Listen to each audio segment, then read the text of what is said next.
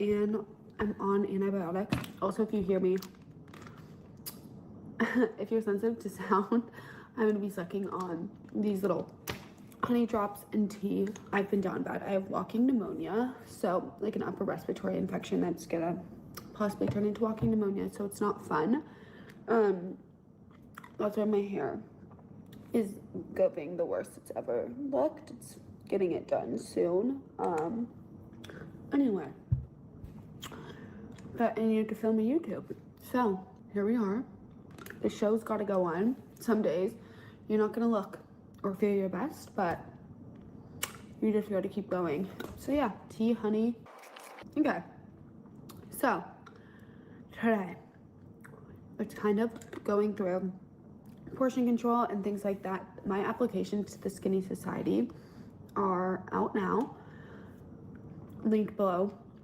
Make sure you reapply if you haven't. We do new ones every month, so that's why you need to apply every single month. Our last one hit 10,000 girls, so you need to reapply every month, because every month it's a new link and we only pick a small amount. So anyway, that's what we're kind of going. We're doing our Skinny from Scratch challenge right now, and we're doing portion policing and things like that. So if you're more interested into that, you should apply. It's super amazing. But today I kind of wanted to go over skinny girls don't order the biggest thing on their menu, and kind of talking about portion control and things like that.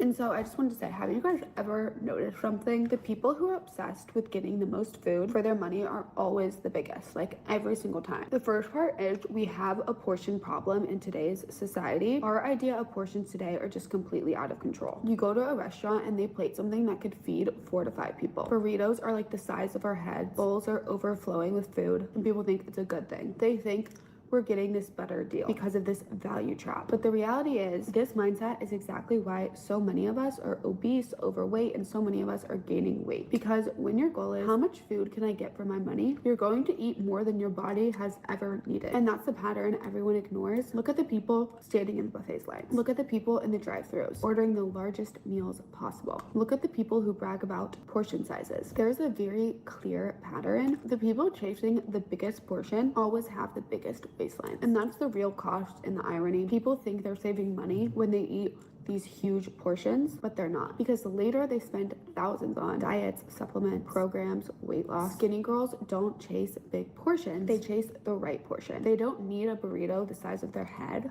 They don't need plates piled high of food. They eat smaller portions and they move on with their life. If you want to change your body, stop asking how much food can I get? Start asking how much food do I actually need? Because the people who are chasing the biggest portion are usually the biggest, not because the food is evil, because portion control is broken. Restaurants serve plates meant for multiple people, and we are told that that's value. Skinny mindset is the opposite. You don't need a burrito the size of your head. You don't need the overflowing bowl. You need less. Smaller portions, better awareness, and a discipline to stop when you've had enough. Your portion size quietly determines your body. Skinny girls eat everything, just not all of it. Your diet fails because you keep banning foods instead of shrinking it. Just because we live in the land of plenty doesn't mean we need the body of plenty. Our idea of portion sizes in America is completely out of control. Everything is massive, as we know. Massive burritos, massive bowls, massive restaurant portions, massive restaurant plates. And then people think the solution is extreme dieting. And that's exactly why diets fail. Because diets tell you no bread, no dessert, no pizza, no pasta. You're constantly being told what you can and can't have. And eventually you feel deprived, and so you quit. But downsizing portions is not deprivation. It's actually the opposite, because when you eat smaller portions, you can eat anything you want.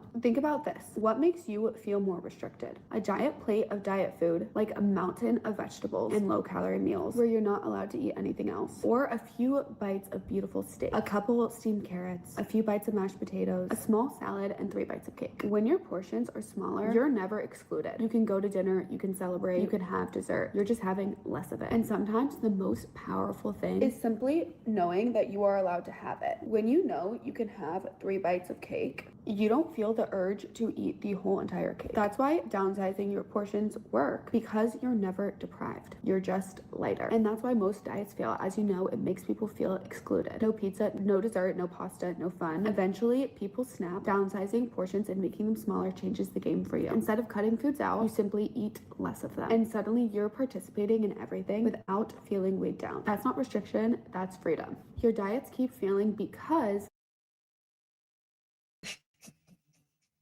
Okay, everybody, we're back.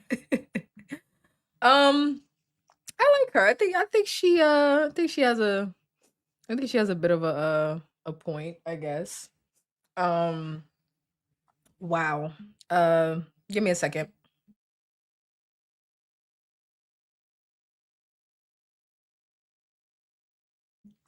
Okay. Listening to all of that as I had to like cut my pizza serving size in half. So, y'all, I went to get something to eat and realized everything was frozen.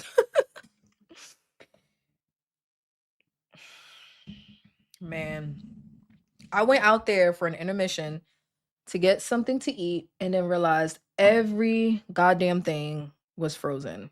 So, I had to take some non bread. It was already like in a big slice, I guess, for pizza. I had to cut that bitch in half, shred some mozzarella, lay down some pepperoni, and put it in the air fryer. What? What's the question marks for? Yeah, pizza. I just made some pizza. You too good for pizza now, Jen? Don't start with me. I only like lemon cake. I only get a small one every once in a while. I am satisfied with that. Girl, where did you get that beige flower crop top? Tanya, I told you I got them from Sheen, girl. I feel like you don't be listening to me. I got them both from Sheen. The skinnies make points. um Look at Andrew. Now the new moderators are making the veterans come out to work because Andrew was talking about something. Hit the subscribe. Okay. So anyway. Mm-hmm. Shonda, you've been slacking on my water checks, right? But I will say I remember to drink on the stream now because you check in like, where's your water? Where's your water? Okay. Yeah, homemade pizza. Yeah, I had to make it myself, but that's not what I wanted. I really wanted some bacon. You know, I'm a breakfast at night kind of person. I wanted some bacon and it was all frozen. And then I realized all the chicken was frozen. Everything that I could potentially put in the air fryer was frozen. I'm like, what the hell? That's not I ain't have no yogurt or nothing. I was about to have a protein shake, but I'm like, that is not what I want right now. Like, I actually didn't even want the pizza, but I knew I needed to eat something because my blood sugar is feeling extremely low. I probably should like start testing it since I'm going back up to the 10. But I've been getting that like low blood sugar vibe where I'm not hungry, but I'm on the verge of having the shakes. And it's probably because I have so much of the tirzepatide in my system. But anyway, I feel better now that I ate something, and I am drinking a Poppy orange soda, prebiotic soda, and it has 30 calories and 5 grams of sugar.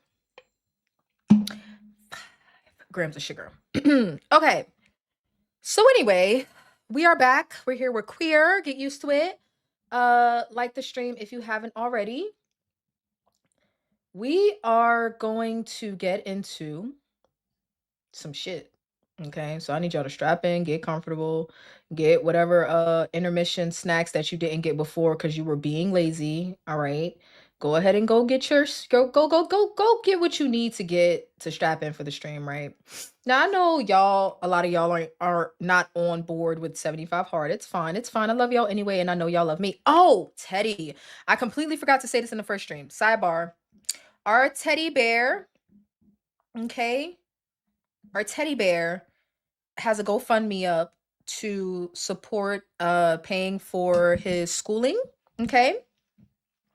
So if you haven't already, go check out Teddy's channel. Or Teddy, if you're still listening, you can drop the link to your GoFundMe in the chat. If that's too much work, like I'm lazy, okay. So if that's too much work for you to go get the link and put it in the chat, then y'all go check out my community. It's posted there, or you can go to his channel. Make sure you subscribe while you're over there and whatever, you know, anyone can spare to help our teddy bear finish out school this summer, go ahead and donate to his GoFundMe, all right?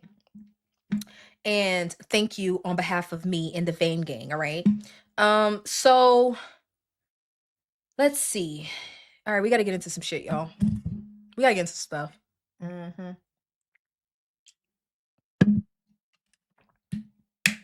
I was debating. You're very welcome. I'm not sure if the link, it should be clickable because you're a moderator. I can't see on my end. Let me check. Let me check. Let me check. Let me check. Check. If it's not, then I will share it myself. Now that you put it there, I'll just copy and paste it. Let's see. Check. If it's not, then yep. It should be clickable. So I'm gonna pin your message. So if you click the link at the top of the chat, that's a link to Teddy D's GoFundMe. And if you would like to see his video describing what it is for, then you can go to his channel, check that out, and then choose to donate if you are able to. Okay. So y'all, I don't feel like talking about this, but we have to. We have to because Project Vegas is almost upon us. All right. I really should have emailed this stuff to myself so I don't have to look at this phone, but it's fine. We are going to, I haven't really done a 75 hard focus stream. Every time that I've tried, I mean, I've mentioned it, I've talked about it in passing, but every time that I've really meant to have a stream dedicated to that topic, I always end up rescheduling or canceling or talking about something else. So today's the day.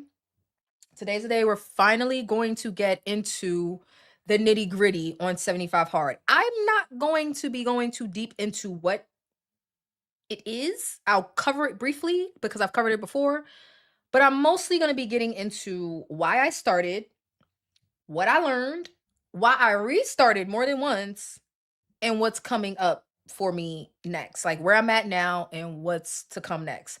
And then at the end of the stream, we will be talking about how all of this was related to Project Vegas and my attempt to lose the last 9 pounds by June 21st. Now, let me go ahead and give the caveat that I like goals, I like objective setting, I like milestone hitting. Do not feel that I am in any way putting too much pressure on myself. When I tell you I don't really care like that. Like, and maybe that's my problem. Maybe my problem is that I don't care enough. I care, right? I want to get the weight off. I want to meet my 100-pound goal. I want to do it in time for Vegas. But I am not so dedicated that I would be willing to cause myself any harm or distress trying to meet a goal. But I am willing to adjust what I'm doing along the way to try my best to meet my goals, right? And sometimes I'm successful, sometimes I'm not. If I'm not, then I just readjust, right? And I push the goal out a little bit further. As we can see, I've taken 2 years to lose this much weight instead of 1 year. So it's not that big of a deal, but we're here, we're queer. Okay, get used to it. We're gonna talk about how I'm gonna at least try to meet my goal. But don't by any means think that I'm putting too much pressure on myself because that sounds like work and I'm too lazy to even do that. Okay. I'm too lazy to apply too much pressure. That's my problem now. So I'm doing 75 hard. So anyway, let's get into it. Okay. So as you all know, no, sorry, breaking news on my, I need to stay off. Okay, whatever. As you all know, I'm doing 75, or if you don't know, I am doing a challenge, a 75-day challenge called 75 Hard. It is a mental toughness challenge where, in essence, you have about 5 objectives that you have to meet every single day for 75 days without fail, without adjustment, without exception, without reinterpreting, whatever type of change that you can potentially think of, it is not allowed on this challenge, okay? It is completely rigid and people have come up with alternatives. I don't give a fuck about none of that. I don't care about none of that, okay? Uh People feel like it's unreasonable. I don't care about none of that. Feel free to let me know how you feel in the chat, but it is a challenge that for 75 days require you to follow the guidelines exactly to the letter without with zero exceptions. Okay, there are no exceptions. Once you set up the challenge for yourself, that is the way that it is supposed to play out for 75 days without fail. And if at any moment you fail, even slightly, even by accident, you gotta start over. So, as crazy as that sounds, I have been interested in this challenge honestly since the beginning of me first losing weight. But because it's not a weight loss challenge and my priorities at that time were weight loss, I did not want to conflate my priorities, right? I wanted to make sure that, I mean, losing the weight was going to be hard enough. I didn't need to do anything that was going to make it harder, right? Because even though 75 hard comes along with some body transformations and some with an increase in activity, there are much easier things to do to lose weight.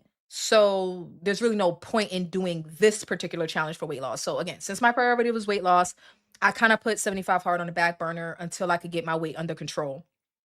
Well, luckily I did, because I was in a much better position to attempt it at this point in my journey within the last 15 to 20 pounds that I needed to lose versus having 100 pounds to lose and trying to be extremely disciplined, right? In fact, even it took me even a year to change some of my habits to begin with, right? Okay, I'm a little late to the party. So now that, I decided right before my birthday, so around February, my cousin brought up the idea of the challenge again. I decided it would be a good time to do it. If my cousin's gonna do it, I may as well do it while I'm gonna have company. And I'm almost at the point where the scale doesn't matter to me anymore anyway. So I didn't feel like I would be hugely distracted from my weight loss by focusing on this particular type of challenge. Again, not doing the challenge for weight loss, but trying to address some other things while I focus on the weight loss at the same time. With my goal being within 15, 20 pounds, it felt doable. It felt reasonable. So I started the challenge. Now,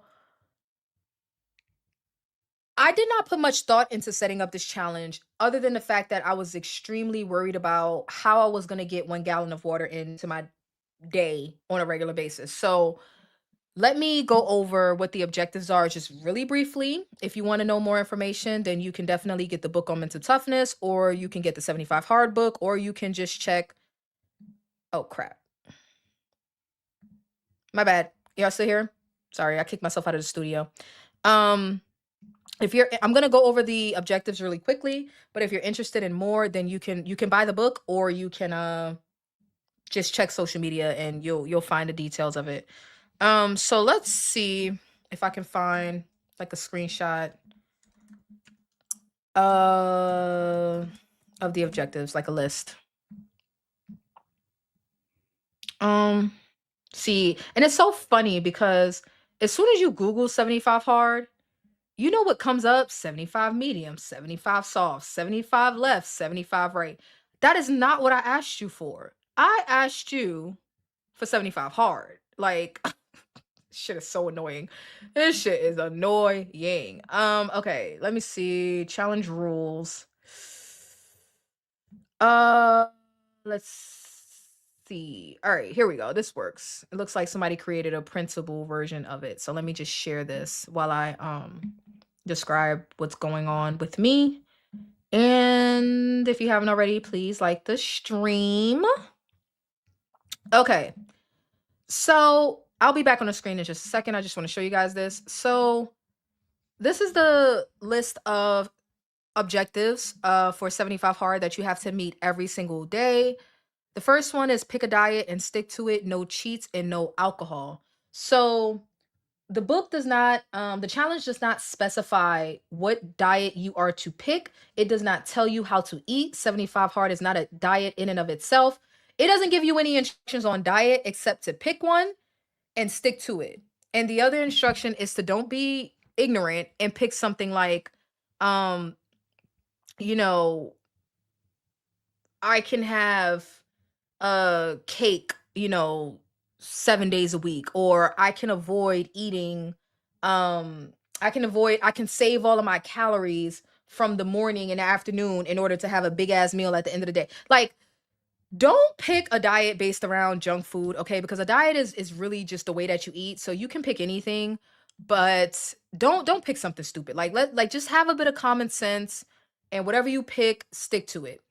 Now, the other thing is that the challenge does not specify or clarify what cheating is. It's unfortunate because you will see that this became an issue for me, and led to me having to restart several times because picking a diet is one thing, but defining what cheating is something completely different. And all he says, Andy Frisella, all he says is no cheating, no snacking. Well, what qualifies as a snack? What qualifies as cheating? He doesn't specify. So it's up to you to define what are the parameters of your diet, and anything outside of that would be cheating, I can assume, right? So no alcohol, pretty easy. Just don't drink any alcohol. No exceptions, no wine. The one exception that he does give is communion, if you take communion. But other than that, no alcohol. The second rule is to read 10 pages of a nonfiction book. That is pretty simple. So far, I have read Andy's book, the book on mental toughness, and I'm currently on my second book, which is Oh no, I'm sorry, I'm on my third book. The second book that I read was by a Navy SEAL called Make Your Bed. It was actually really, really good. I enjoyed that book. And it was about the 10 things that this person, I forget the author, but it was about the 10 things he learned as a Navy SEAL. As a Navy SEAL. I'm on my third book, The Hunger Code by Dr. Jason Fung. So read 10 pages of a nonfiction book. Pretty simple. Drink a gallon of water a day. This, I'm not gonna lie, was extremely confusing to me. Like I just did not understand the concept of drinking a gallon of water a day because I didn't drink a gallon of water a day before 75 hard. I didn't understand the point. I did not understand the reasoning behind it. I didn't understand the benefits. I just didn't get it. Like, why must a person drink a gallon of water? Who the hell needs a gallon of water? I didn't understand it, and this was the sticking point for me and what I worried about the most. We'll talk about that more in a little bit. Take a progress picture. Y'all already know how I feel about progress pictures. You hard-headed people in the chat that never want to take no pictures, y'all already know how I feel. So this was pretty simple. Take a progress picture. It's very annoying to have to do it every day, but I guess the point is to document um the changes in your body over the entire 75 days. So although you may not see small changes day to day, you definitely get to see them week to week or month to month. Now, this is the part that I think people struggle with the most when they hear about 75 hard. They already think the first four might be not even the first four. Numbers 2, reading, 3, water, 4, no, see, yeah, no. Number 2 and 3, people probably don't have a problem with, but picking a diet with no cheats, people find unreasonable. Taking a progress picture, I can't even get y'all to take a progress picture once a month. So I feel like some people have an issue with that. But this one is a real sticking point with people. 2 45-minute workouts a day, one must be outside. And if you miss a rule, you must start over. So if you miss one of these objectives, you must start over. Now, with the 2 45-minute workouts per day, one being outside, a lot of people feel like that's too much activity. Okay? But mind you, there are no rules around what kind of activity. For some reason, this escapes people. Okay? I don't know why. Even before I started 75 hard and I would look at other people doing a challenge, I'm like, why? Who told y'all to do intense weight training or calisthenics twice a day for 75 days? Who told y'all that? Like, it does not say that. All it says is to do 2 45-minute workouts a day. One has to be outside. Okay, both can be outside, but at least one has to be outside, reasonable enough. You can go for a walk or something like that. And the other thing that's not listed here, but it's in the book, is that the workouts have to be spaced at least 3 hours apart. So you can't do them back to back. But as long as they get done within the day, doesn't matter if the first one's as soon as you wake up and the last one is right before you go to bed. It don't matter when they are, as long as they're 3 hours apart and there's 2 of them, 45 minutes apiece, one outside. Simple. Doesn't tell you what to do, doesn't tell you how to do it, nothing. But for some reason, people see this and suddenly think you're supposed to kill yourself twice a day, okay? So these are the objectives. And the biggest issue that I had, honestly, was with the water. I'm like, that makes no sense because I have a weak bladder, right? I didn't even think I could get a gallon of water in per day. So it just didn't make any sense for me. But I decided to test it out before I actually started the challenge. So call me a cheater if you want. But about 2 to 3 weeks before the challenge, I started attempting to drink a gallon of water, and it was hell on earth. It was absolutely terrible. It was awful. Okay. Getting a gallon in and having to go to the bathroom every fucking 30 minutes was absolutely terrible. I hated it. But because I started that portion in advance, which I wouldn't necessarily recommend, right? If you're gonna jump in, just jump in. But I was going on vacation and I was not about to start 75 hard no time soon. Well, not within the next 2 to 3 weeks at the time. So it was like, I mean, I, I want to try to drink the water, so I did. And it actually benefited me in a lot of ways. So the first few weeks were tough with the water, but eventually I got around to being able to remotely, comfortably, as long as I can remember, drink a gallon a day. Okay. So now that we're caught up on how I ended up getting to the point of starting 75 hard, let's talk about why I started, right? I went through the logistics of actually figuring out what the challenge was and where I was going to struggle probably, but why did I want to do it in the first place? All right. So Shonda says junk food such as candy, chips, soda, etc. Okay. Y'all call me crazy because I'm young, but I do not like sweet foods. Listen, I love me some sweets now. I love me some sweets. If you was to do the math, right, when you do when you end 75 hard, you end it before you go to Vegas or after you come back. I ended after I come back, but we're gonna talk about that because I've restarted several times. So we'll get to that. So why I started in the first place. The first thing that appealed to me was 75 hard was that I was going to have to exude a tremendous amount of discipline in order to get through this challenge, which I, at the time, felt like I lacked. My weight loss journey up until the beginning of 2026 has been me uh very inconsistently making progress. So I would make progress for a little bit and then I would stop. And then I would make progress and I would stop. And the difference always was how hard I was trying, the changes that I was making in my lifestyle and whether or not they stuck or didn't stick. If they didn't stick, my progress stopped. If they did stick, my progress stayed pretty steady. But I'm hard headed. It was taking me forever to learn this. Okay. It wasn't until the beginning of the year where I really decided to tighten up and started to see more consistent progress.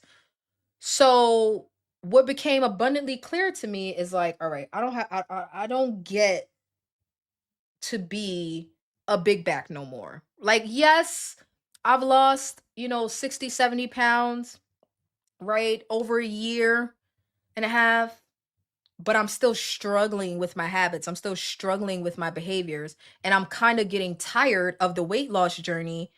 I want this ish to be over with already, but I keep delaying and slowing down the progress that I should be seeing because I won't stick to healthy habits like exercise, like changing my diet, like drinking more water, okay?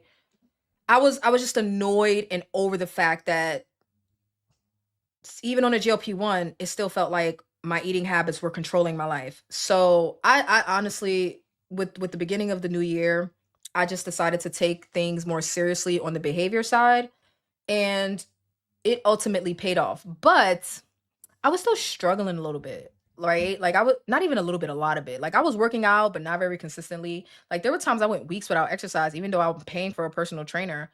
I was not taking accountability for my choices. I was eating better, but not as good as I could be. And I still felt like I was still struggling with this like excuse making that I was going through, honestly, at the time. Now, some of that was the anhedonia, which we resolved with the bupropion and the lowering of my dose. So I started to feel better emotionally. Hold on, give me a second. But for the most part, I just didn't feel very motivated to stick to the things that were necessary long-term changes, right? I was still struggling with that. But I was coming around, just not fast enough. So I definitely did I decided to start the challenge for the discipline. Like I thrive on restriction when I am being stubborn. Not everybody thrives on restriction, but when I am being stubborn to change, the best thing for me is to not give myself wiggle room to make excuses and to dilly dally. So for me personally and my personality type, I benefit from in certain areas, I benefit from restriction, okay? That's not going to be for everybody. So the restriction of this challenge is what appealed to me. The other thing about the discipline was being more active and forcing me to get outside.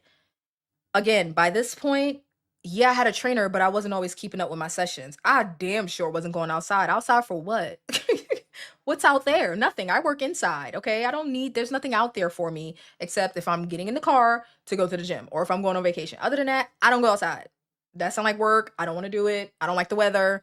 It was still cold around this time. It's cold out there. I don't, no, I don't want to, I don't want to, I don't want to.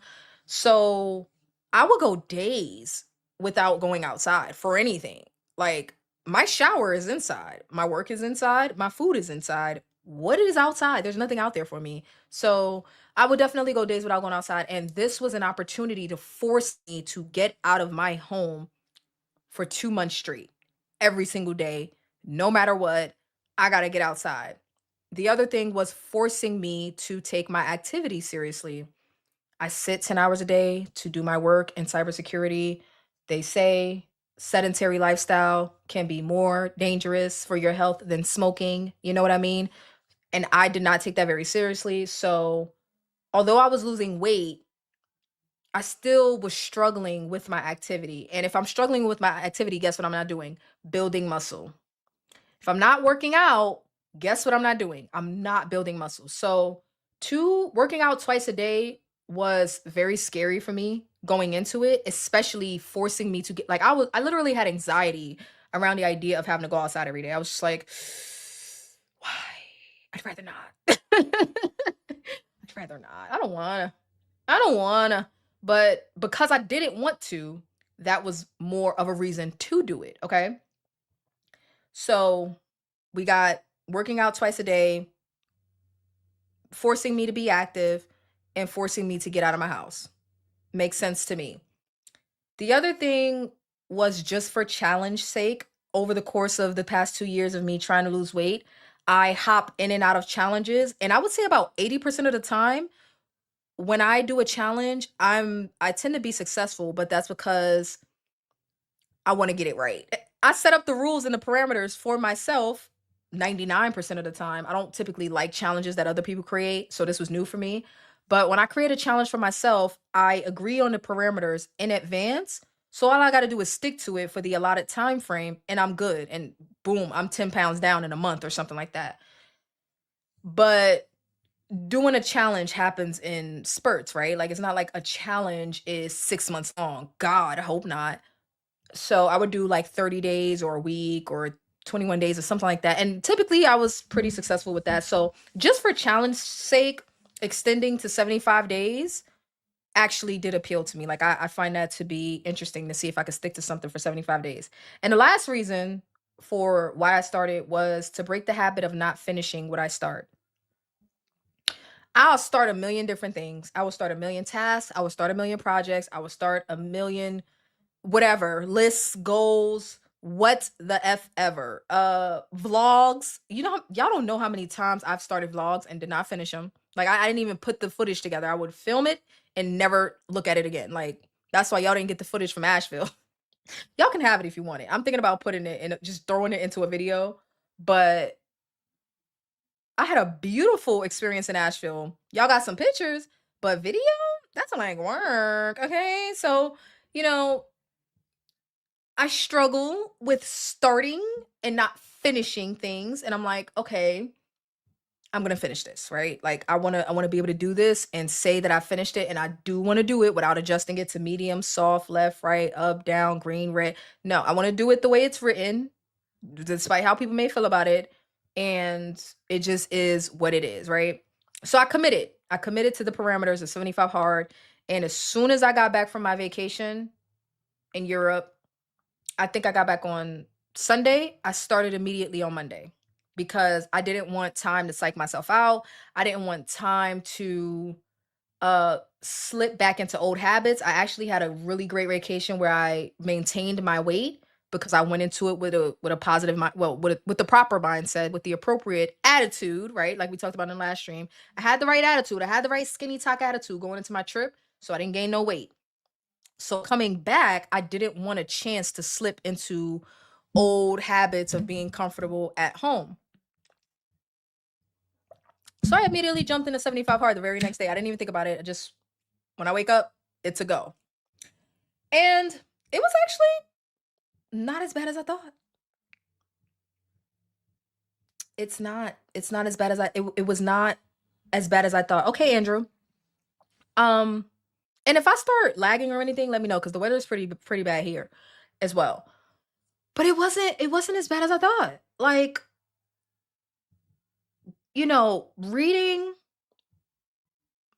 drinking water, making sure I work out twice, it really wasn't as hard as I thought it was gonna be. And to be quite honest with you, I breezed through the first 2 weeks. It was kind of effortless. Like for some reason, I don't know. I don't know. Once I wasn't that afraid of the gallon of water and having to pee every 15, 20, like there came a point where I just accepted that life is pee on 75 hard. You pee, and then you pee again, and then you pee some more, and then you pee again after that, and then you pee some more after that. Like once I realized there was no point in complaining about that, I was totally fine. There was once I realized there was no point in complaining about the amount of exercise I had to do. I was perfectly fine. So my strategy with exercise, I guess I should tell y'all what my actual strategy was. So my strategy with exercise was to attempt to get my workouts done before 3 p.m. because that's when I work, which puts me on a extreme time crunch. Um, and my effort level was walking outside 7 days a week. So that's easy. That covers my outside workout for 45 minutes. Weight training 3 days a week because that was already my schedule. So all I had to do was find 4 additional workouts per week, and I just chose active recovery mobility. So no, not I have not had a day off. I have not had a chance to do zero like activity, do nothing, if that's what people may consider rest and recovery. But I have done my best to, on my non-weight training days, keep my activity as low impact as possible. And it actually worked out really pretty great. My diet choice, honestly, was the standard American diet, but not what you think, not the old food pyramid, the new one. Okay. The one that says eat meat and cheese and vegetables and fruit and a little bit of healthy oils and keep the processed foods to a minimum. That one, that standard American diet, the new food pyramid. I should say I picked the food pyramid, the new one. Okay. So not the one that gave everybody diabetes and obesity for the past 50 years, but the new one that I really don't think people are paying much attention to. But it's you know, it's very simple. Just eat regular food. Hold on. Just eat regular food. And that's pretty much it. Like like Shonda was saying earlier, a whole foods diet. You just eat regular food. You eat dairy, you eat meat, whatever, right? That's what I picked because it seemed it seemed the least restrictive.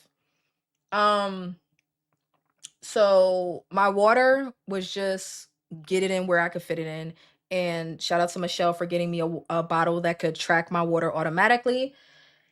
And then reading was simple. I started out with Andy's book, the one that created 75 Hard. I started out with his book on mental toughness. And I will say I did not take my progress photos very seriously.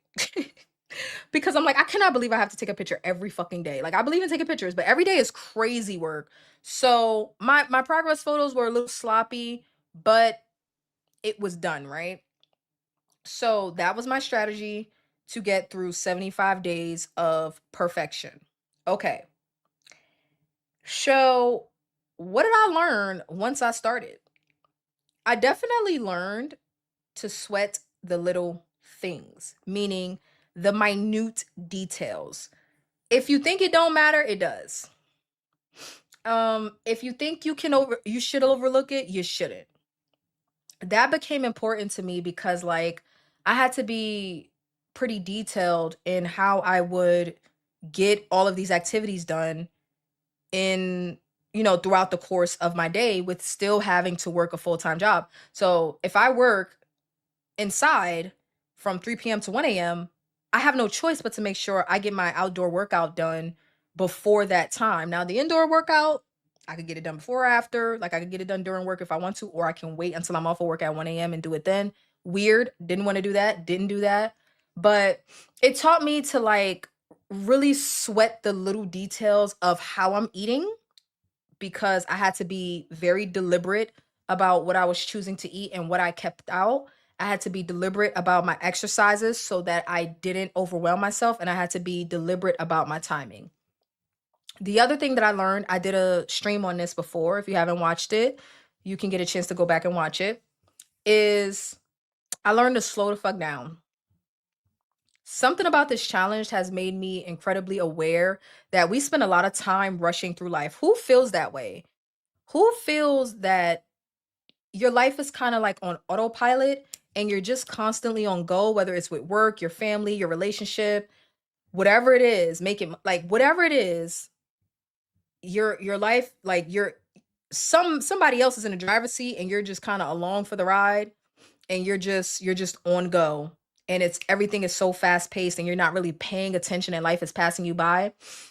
You can't really even explain some of the decisions that you've made. Like I learned very fucking quickly to slow down.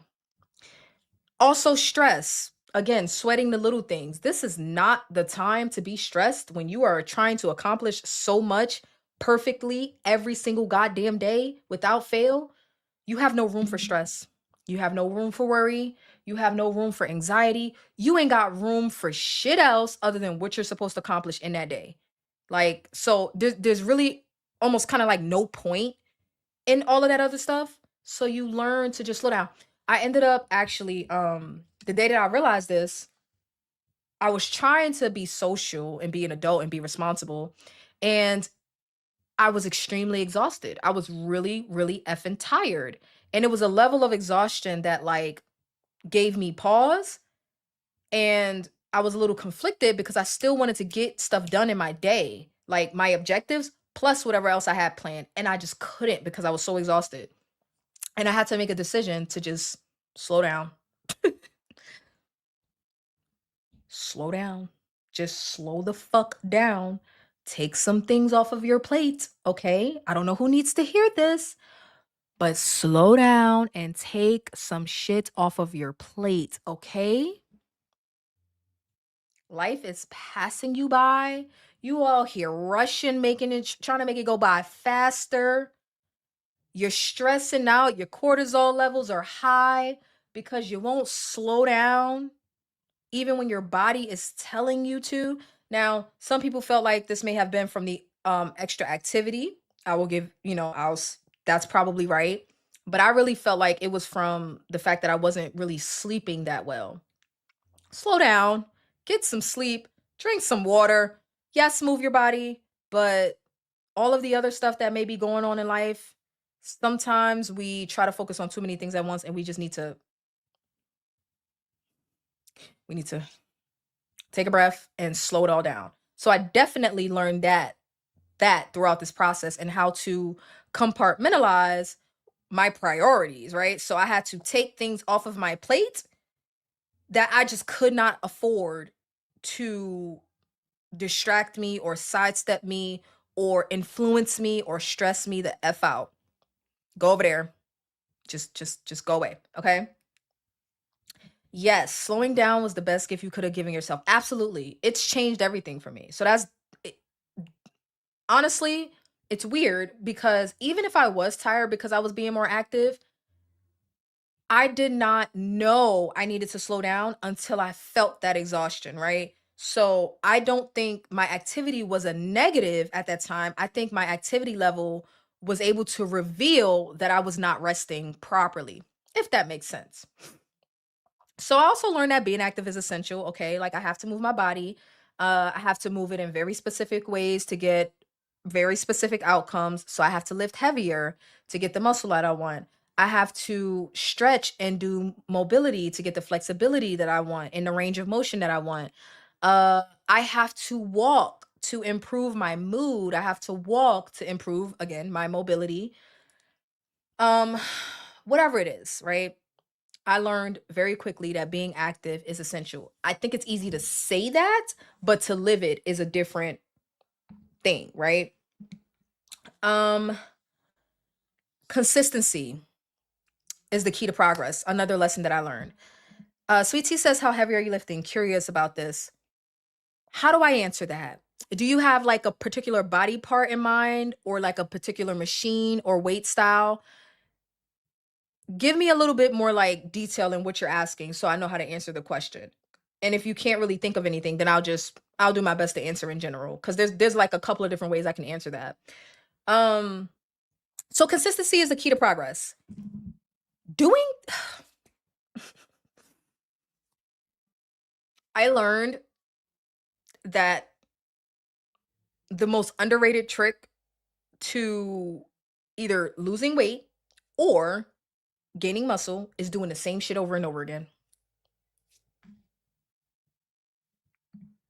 I think I lift in a range for my lower body and a range for my upper body. Okay, I think I'm stronger on my lower body. Let me see if I can pull it up on this on my app. So, for those that don't know, I have a trainer through the Future app. He puts my workouts together for me, and then I go to the gym to do them three times a week. So I have two lower body days and one combined upper body day, and I'm really trying hard to rebuild my glutes after weight loss. I waited too long, so now I have to like I'm like start damn near starting from nothing. Like I don't think there's a such thing as no muscle, but I'm damn close if there is a such thing. So let's see if I can answer Sweet Tea's question with my last gym session. It was a lower body day, and my exercises were a seated leg curl. So I did 15 reps of 25 to start, and then I did an additional 3 sets of 12 reps at 30 pounds. So that was for leg curls. For a hip abduction, which is the outer side of the thigh and glute. I don't think the glute, but the outer side of the thigh or hip. I don't know. You know the machine where you open your legs. For that, I started out at 55 pounds. And what my trainer does is he will start me out at a particular weight, but if it feels too light, I can increase it on my own. If it feels too heavy, I can decrease it on my own. So over the course of 4 sets, I increased to 70 pounds. So I'm at 70-pound abductors. I did hip thrusts at a range of 30 to 50 pounds. I started at 30 and I kept increasing until I felt that it was challenging enough for me and I made it up to 50 pounds.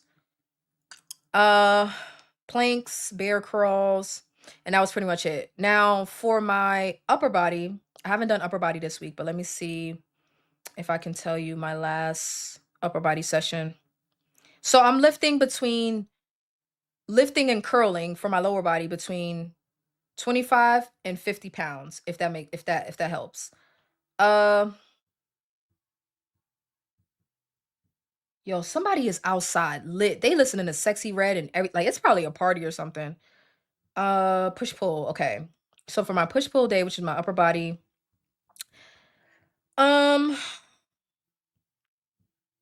for dumbbells, I'm at about 15 pounds, 15 to 25 pounds, depending on which movement I'm doing.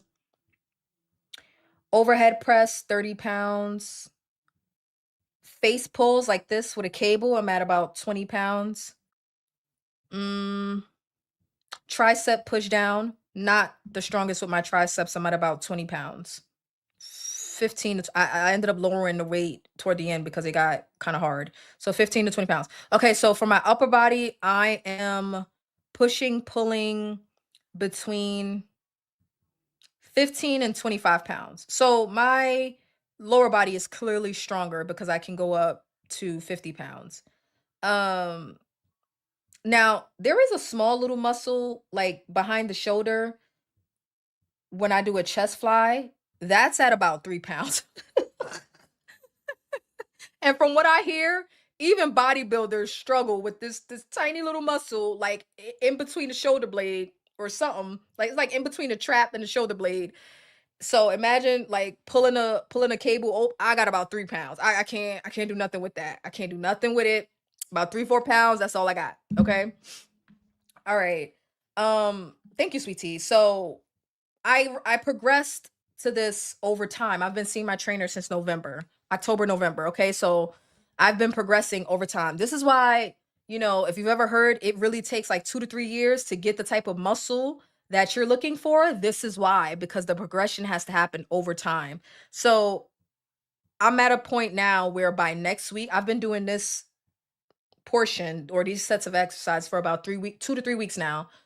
By the time I get to next week, the weight will be too heavy again. Like he will have increased my weight to the point where like it's too heavy again and then it will become too light, okay? So, thank you Tamika for donating to Teddy. If you missed it, go ahead and click the link at the top of the chat if you can afford to donate to Teddy's GoFundMe to help him finish out his not even school year, yes, school year, but to help him finish out his program altogether and get his degree because we love him. He's our teddy bear. All right. So consistency is the key to progress. Doing the same shit over and over again, eating the same shit over and over again is so underrated when it comes to progress. Like, I don't know why we complicate things by feeling like we got to change things up regularly. Yes, our body gets used to stuff. So once our body is no longer progressing, then sure. But like doing the same thing over, like I cannot believe how much my flexibility has increased because I've been stretching every single day over and over and over again. Hey Sway, how you doing, girl? So the eating, the stretching, the weight training. Yeah, my trainer switches up my workouts, but he only switches them up like every 2 to 3 weeks. I have to get used to it and then he'll switch it up and give me something harder. So consistency is key.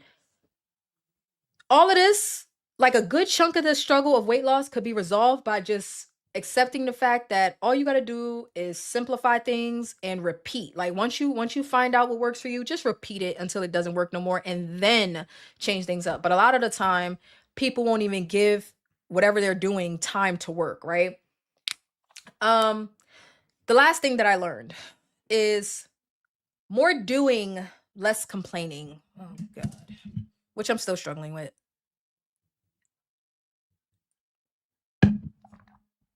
Y'all, I am a complainer. The bitch voice is loud with me, which is what Andy calls it, the creator of 75 Hard. He calls it the bitch voice. Okay. This is why he designed the program to be the way it is. Because if you give people the slightest leeway, thoughts of doubt will start creeping in and you will eventually listen. But if the rules say that you can't listen, then you can't. Y'all, I am a complainer. The bitch voice is loud with me. Um, an excuse maker, okay? I am responsible in a lot of ways, except when it comes to things that I think are negotiable or voluntary, like exercise, like the way that I eat, like my behaviors, okay? I'm gonna go to work. My bills are gonna be paid on time. My car is gonna be maintained. Uh, I'm gonna come on here to YouTube because y'all start yelling at me if I don't. Like I'm generally a responsible person until it comes to things that I think are voluntary, like my health. I know better. I know it's not voluntary, but do I really have to work out? Technically, no. But do I really have to work out? Technically, yes. But I'm more of a technically no kind of person. So 75 Hard removes that component altogether. There's no point in complaining about anything because you can't change it. Okay. The only thing you can do is not do the program. That's the only thing you can do, and it's a choice. Once you decide to do it, though, if you want to do it right, what are you complaining about the water for? You're gonna have to pee anyway. what is the point of complaining about the fact that you can't have a cheat meal? You still can't have it. What is the point of complaining about the fact that you have to work out twice and one of those workouts is outside and you don't feel like doing it? There's no point. You're still gonna have to do it. So I am not completely free of complaints. I still complain, but I have adopted this attitude of like, it don't matter. I gotta do it anyway. It does not matter. It does not matter. So I complain much less, but I still complain. I'm working on it. I'm working on it. Okay. I'm working on it. So those are the things that I've learned from my attempt at 75 days of perfection, despite how flawed people may feel that the program is, right? Thank you for everybody that donated, sweet tea. Uh and who else was it? Was it Tamika? Yeah, thank you guys. All right. So now let's get into why I restarted on more than one occasion. I talked about how you have to do the program the way it's designed, and if you mess up in any way, shape, or form, even accidentally, you have to start over. People hate this about 75 Hard, which is why they shouldn't do it. Now, was I annoyed by this as a, you know, factor? Sure. But in my mind, I'm like, I'm a bit of a perfectionist anyway, which is why I want to do this challenge for a challenge's sake because I want to get it right and I want to get it right the first time. So I just jumped in head first. I did not put much thought into how this was actually going to play out and whether or not I was actually going to restart. I had no intentions on restarting. I knew the rules, so the idea is just don't break them and you never have to restart, right? Just don't make no mistakes. And well, I didn't consider mistakes. I considered deliberately breaking the rules. I did not for once consider making a mistake. And that also meaning that I have to start over, right? Man, my first start over, I made it to week 2. I think I made it to day 14. And typically I do grocery pickup. I don't go into the grocery store. Like it's very rare that I'll go into the grocery store. But this particular day I did. And on my way out of the grocery store, I was thinking about how I didn't want to have to cook when I got home. And they had a hot bar. They had some cooked food. And when I saw it, my social cue to eat kicked in and I was like, "Oh, wonderful. I can just buy this fried chicken that I'm not allowed to have. I can just buy this fried chicken that I'm not allowed to have." Didn't think I completely forgot and I won't have to cook when I get home. That was my bitch voice kicking in. That was the laziness in me kicking in and it forced me into making a mistake. One, it was a knee-jerk reaction to just pick up some food that I see that I want and eat it. It was a knee-jerk reaction to choose the option that would give me the escape from having to go home and cook. Completely forgetting that I'm not supposed to have fried food. I completely forgot. I completely forgot. So I bought the chicken, I ate the chicken, and I was like, fuck, I forgot. Like I got to the first bite of chicken, literally the first bite, and I was like, I know I did not just send myself back to the beginning of this challenge. I was like, I completely forgot I'm not supposed to have fried chicken. And then I thought about it. I thought about it hard. I'm like, yeah, but that wasn't on purpose. I wasn't like folding or intentionally trying to cheat. It literally was an accident. So now I'm kind of annoyed. I'm like, I don't have to start over. Like there's probably a way around this, right? The challenge doesn't explicitly say that I can't have fried food. So I'm thinking and thinking and thinking. I'm like, there's probably a way around this. And then I went to my good old trusty handy dandy Chat GPT. Long story short, Chat GPT is like, if you removed fried food at the beginning because you weren't allowed to have fried food on your diet, then you got to start over. I was like, why did I ask you? You're an AI. You don't know nothing. What do you know? Chat GPT thing is so smart. Chat is basically talking about the spirit of the challenge, which is going to come into play later. But the idea was you don't have to start over, but you should in order to adhere to the spirit of the challenge, which is sticking to your diet. So if you know you did not include fried food from the beginning, don't try to make an exception now that you done made a mistake. Mistake or not, you're supposed to start over. And I'm like, all right, let's do this. I didn't have to. I didn't have to. I could have just shrugged it off and kept going. But I was like, you know what? Like the perfectionism in me was eating at me, was eating at me so bad. So I'm like, you know what? Let's okay, fine, fine, fine, fine, fine. So I didn't take a break. I finished out my task for that day, which is also important, right? That's the integrity part. I didn't have to finish out my task, but I chose to. And then the very next day, I just got up and kept doing what I was already doing, minus the fried food. So it didn't really feel like I was starting over. It felt like I was just continuing on. But technically, as far as the countdown for 75 days, I started it over in the app. And it was fine. I actually was completely, it was fine. I was not stressed out about the fact that I started over. At first, I was annoyed, but once I committed, it was fine. Did not have no issues with starting over. Uh, Everything was honestly, it was okay. And then I got to the 2-week mark again, but this time I was visiting family out of state. I started off and it was just for 2 days, 2 and a half, maybe, t 3 days, something like that, 2 and a half. And I started off pretty strong. No, I think it was 3 days. I think it was 3 days, 3 and a half days. I started off pretty strong.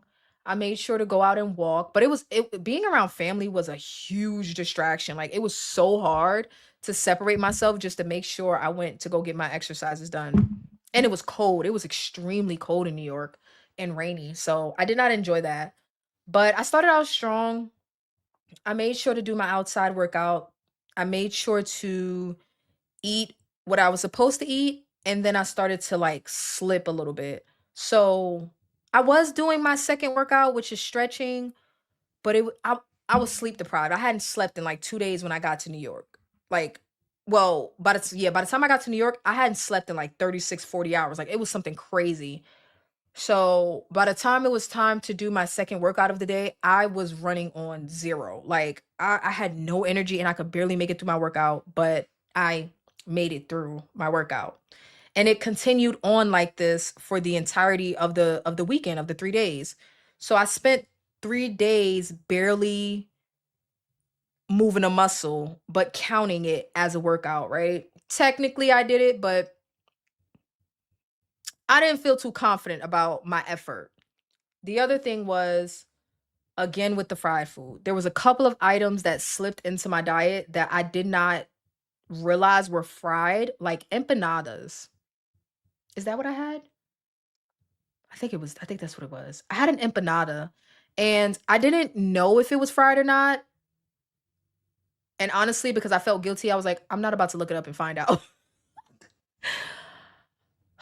Again, I bit into it and I was like, I wonder if this is fried. And I knew what it meant. If it was fried, I was gonna have to start over. So I was like, I'm just not gonna, I'm just not gonna find out. So I chose to not show integrity and I ignored it because I wasn't sure. So I was just like, you know what, whatever. And then I had some tostone chips. They were like tostones in a bag. And I know traditionally tostones are fried. Why I thought this was an exception or maybe they weren't fried, I don't know what I was thinking, but I had them and I was like, I don't think this is right. I think I'm making exceptions that I shouldn't be making. So with the couple of times, with the couple of items of fried things that slipped in, plus me really just not having the energy to put any effort. Yes, I was sleep deprived, but I didn't put any effort into my workouts. I felt very uneasy about this. So when I got to the airport, I just hit the restart in my app. I was annoyed. I was like, "You know what? I feel guilty. I don't feel like that was a very strong weekend at all. I felt like it was very gray area. See, look at that. Empanadas are definitely fried. See, I didn't want to know the truth, sweet tea. I did not want to know. I'm like, there's no way. Like maybe they're baked. Maybe they're baked. Maybe they're baked. Maybe they're air fried. I didn't want to know the truth. But I just felt like my perfectionism was taking a hit. So when I got to the airport, I just hit the restart on the app and I started over a second time. And this time I felt even more confident than the first. I was like, I don't care. But clearly I need to make some changes. Deep down inside my heart, I didn't know when I asked for it. But when I bit into it, I was like, I'm just we're just I don't know. I don't know. I don't want to know. Okay. So what happened was, not only was I sleep deprived, I hadn't eaten anything. So I stopped at a bodega. I don't know why I did that just now, but I stopped at a bodega for a bacon, egg, and cheese. So I got that, but they had I ain't never had an empanada in my life. But in that moment, after not eating, I wanted, I was like, is this chicken? Because you can't see the inside of it. I've seen empanadas before. Am I even saying the right thing? Sweet tea, it's like the folded flour thing with chicken in it. Is that an empanada? Empanada? Is that what that is? Anyway, they had them in the window, and because I hadn't eaten in like a day and a half, they looked so good. And I'm like, I want one. So I was like, is this chicken? And she was like, yeah. So she gave me one, and I was so hungry. My sandwich wasn't ready yet. I bit into it, and I was like, you done fucked up. It was like, you done fucked up. But I'm like, maybe you didn't fuck up. Just don't, if you don't ask, don't ask, don't tell. If you don't ask, you will never know, and then you didn't cheat, right? You didn't mess up, you didn't make a mistake.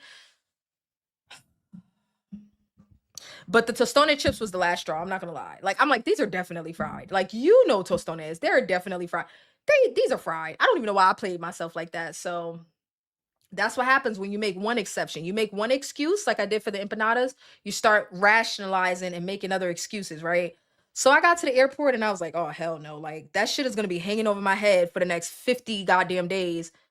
I just hit the restart in the app. I did not care. I walked around the airport for 45 minutes to get my workout in. That was the end of it. Um, so it just was what it was. So I started over because I just did not feel like I had a strong weekend.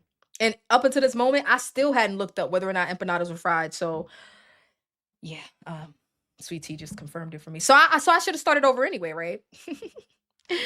Sydney says, Vanity, what do you derive from following a process that is that strict? I mean, instead of starting over, why not just learn from the mistake and simply continue going forward? Why start over? Because those are not the rules. The rules say to start over. That's really what it is. Like, I could create a challenge myself, like I always do, and make the rules myself and then choose to follow or break them as I choose to. But for 75 hard, the rules are what they are. I don't debate the rules. I don't argue the rules. I don't complain about the rules. I just follow the rules. As to what I derive from being that strict, you would have to go back to the what I learned portion. So, um, again, I know that the starting over is a sticking point for people. Like people just don't get it. I know. I get it. Like, I understand why people don't get it, but it's a choice that I make to do it to the letter. So if I don't do it to the letter, then I start over, right? Because those are the rules. I could choose to not follow the rules. I could choose to just not do it at all. But it's fine. Um, but what is starting over supposed to teach you? To sweat the little things. It's supposed to teach you to pay attention to detail, right? Like in business, if you overlook minute details or disregard minute details, that could be the difference between you losing money or making money. That could be the difference between something going completely wrong or something taking you to new heights. The same thing can apply to other parts of life, right? So other people can learn that particular lesson in other ways, but with this particular challenge, the starting over is supposed to teach, pay attention to the details as closely as possible. Because if you don't, that could be the difference between you continuing on to your 75 days or you getting to day 74 and starting over. You kind of have to be into that type of challenge, like that type of mental game, I would say, in order to even look at it as a benefit. So, because I'm into that type of um test, then it just, it works for me. It works for me. But that's not to say that somebody that will work for other people or that other people have to like, you know, do that or whatever. Um, you committed to that, so you have to follow the rules or don't do it. Exactly, right? Uh, I keep coming in and out because my internet's crap. It's okay, Andrew. I'm sure Sydney won't mark you as absent or leaving work early. So it's about teaching you to live a much more disciplined life in all areas. Sure, but we're going to get to later that discipline plays out for different people in different ways. So we'll cover that. Um all right. So because I want to do it to the letter and a part of my personality type is to uh like there's a in certain parts of my life, I won't even attempt something if I'm not sure I won't get it right. Like YouTube, right? I was afraid I wouldn't get this right. So I didn't want to try it. I was terrified of trying because I have a unrealistic fear of failure, is what I would consider. But I've had to learn over time that I can't I can't fear the attempt, right? And if you fail, you have to be comfortable with starting again. That's the other thing that is supposed to teach you. If you quote unquote mess up or fail or whatever we want to call it or classify it as, okay, what do you do? Do you just quit? Do you just ignore the mess up or failure? Um, what do you do? And in this challenge, the answer is do it again and this time do it right. You messed up, do it again and this time do it right. You messed up, do it again and this time do it right. Or don't do it at all. Nobody's being forced, right? So again, to me, that makes sense. Uh Now do I have to apply that to all areas of my life? Like, so do I have to at the end of 75 hard never have another slice of cake? No, that's not the point. That's not the point.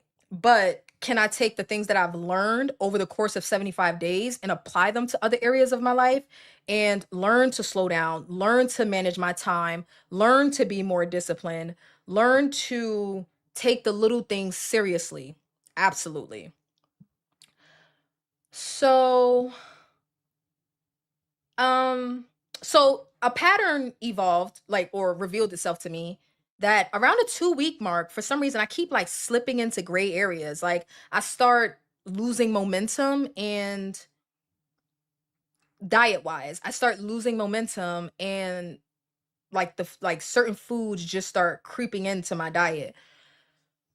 So I had started over twice. Once was because of the fried food. The second time was because of the fried food. So I'm like, okay, I need to reevaluate my diet. Okay. Like, yes, I picked the food pyramid, but somehow I keep making these strange exceptions. I need to reevaluate what I chose as my diet.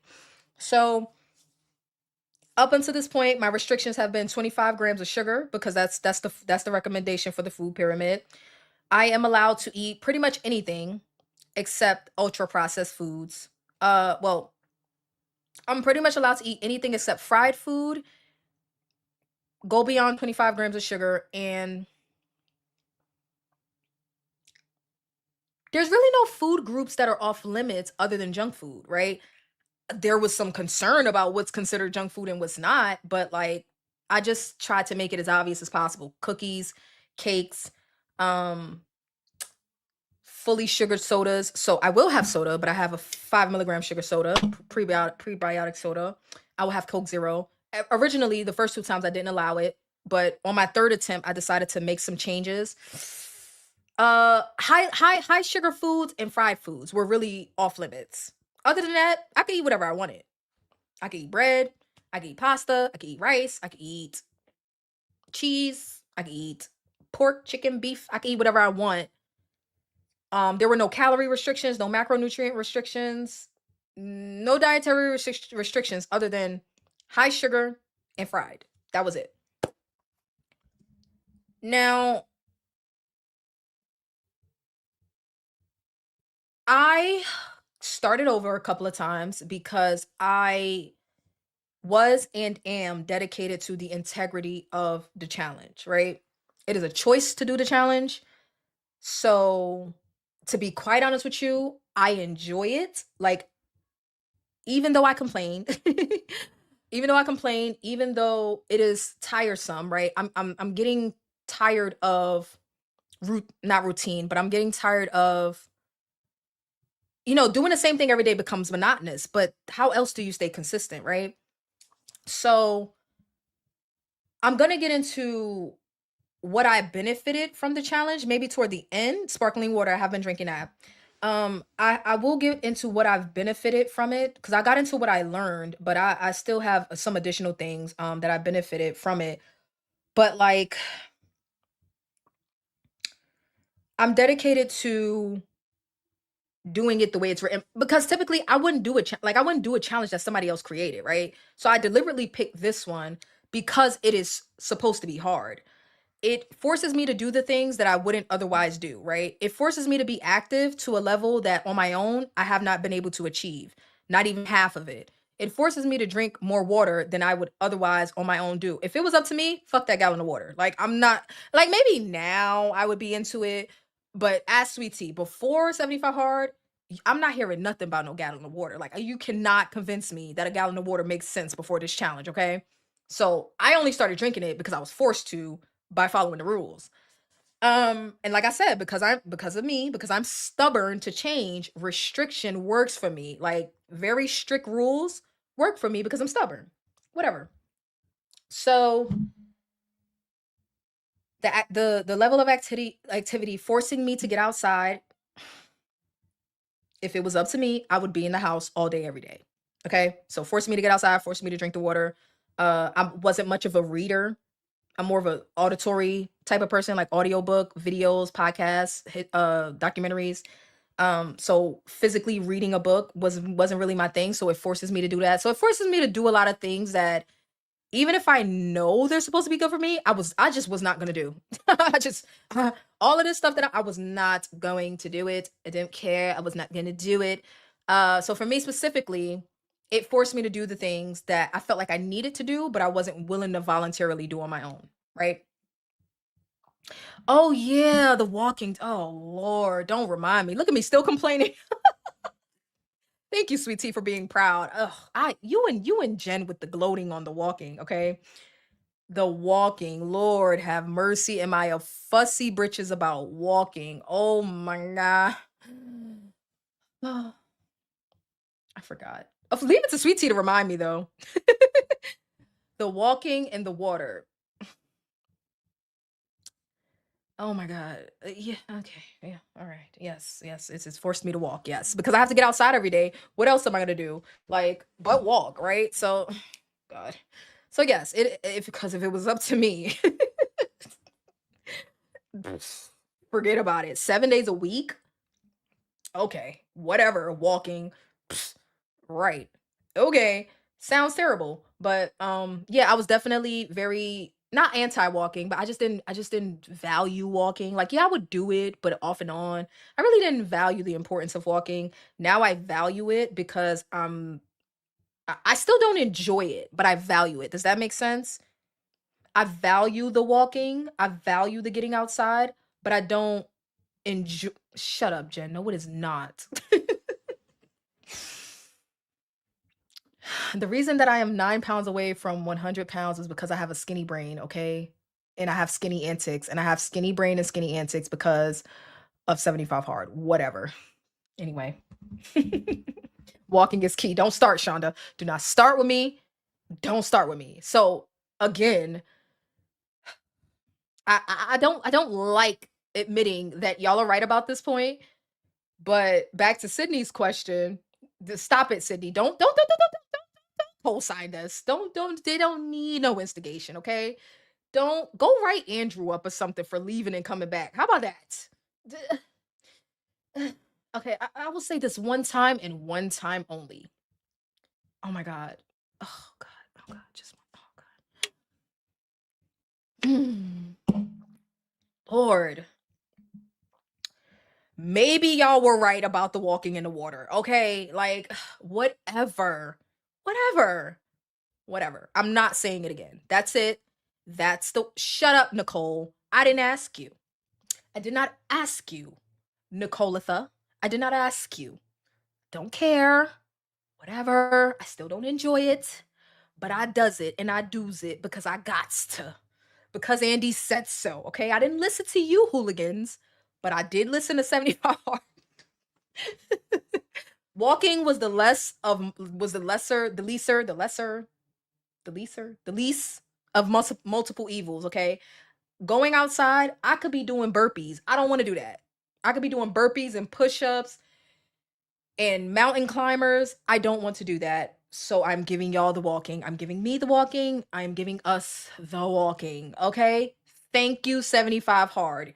Thank you. Where would I be without you? Because the Venetians are no help. Great. Thank you. Wonderful. Okay, whatever. I'm not saying it again. So anyway, and the last reason that I restarted, again, as I've already said, I get a kick out of the perfectionism. I get a kick out of having to do it exactly right, because most of the time I just won't do something altogether if I feel like I'm not going to do it right.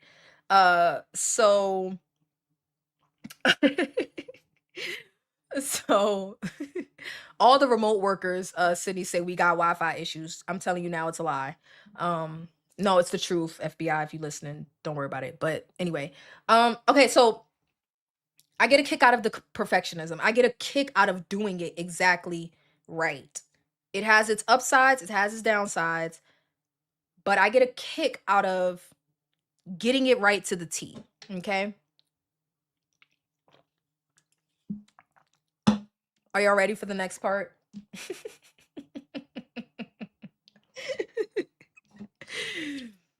Mhm. Leave me alone, Shauna. I mean, yeah, Shauna, I already admitted it. I'm not saying it again. I will never admit it again. I will never. That's it. No, ain't no more time. That's it. If people in back didn't get it, then y'all need to make space for them up here, because if they round yonder and they missed it, I'm not saying it again. and if you try to repeat it back to me, I am going to deny it. Okay, I'm gonna deny it. I didn't say nothing. Okay. So anyway, now that we've gotten into all of that, let's get back. Let's talk about why I'm quitting.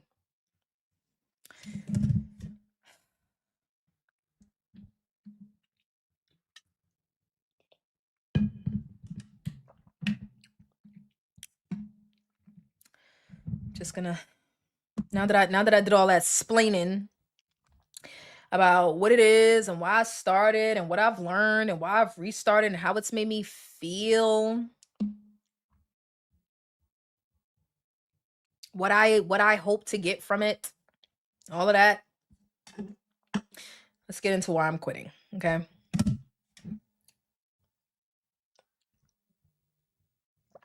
That's the day I leave for Vegas, Nicole. I hope we get an update. I'll probably be in the air if you do give one. But let's get into why I'm quitting. I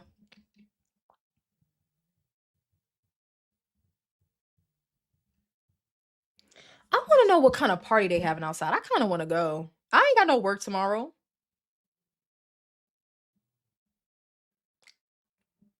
I ain't got no work. I might get off of here and go see what they doing. They might have hot dogs. Okay, whatever. That's not important. But they having a good old time outside.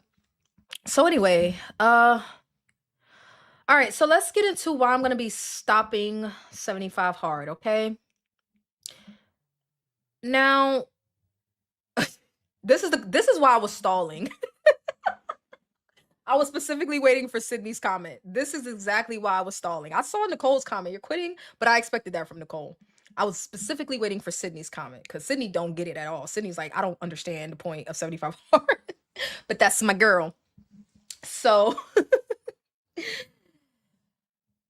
okay. So, I am on day, I think, 27 of my third attempt of 75 Hard.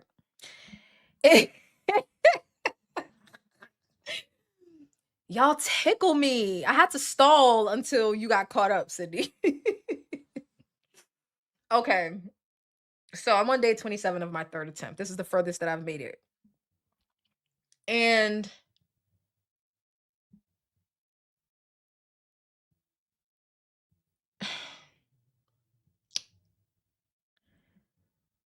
I have been exhausted.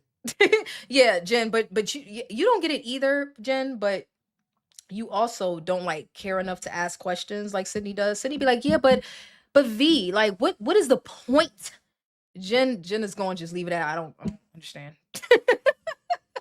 So anyway, I know I'm about to clear it up. Don't worry about it, Nicole. So Reindeer is gonna be like, "What the fuck?" on the playback. Okay, so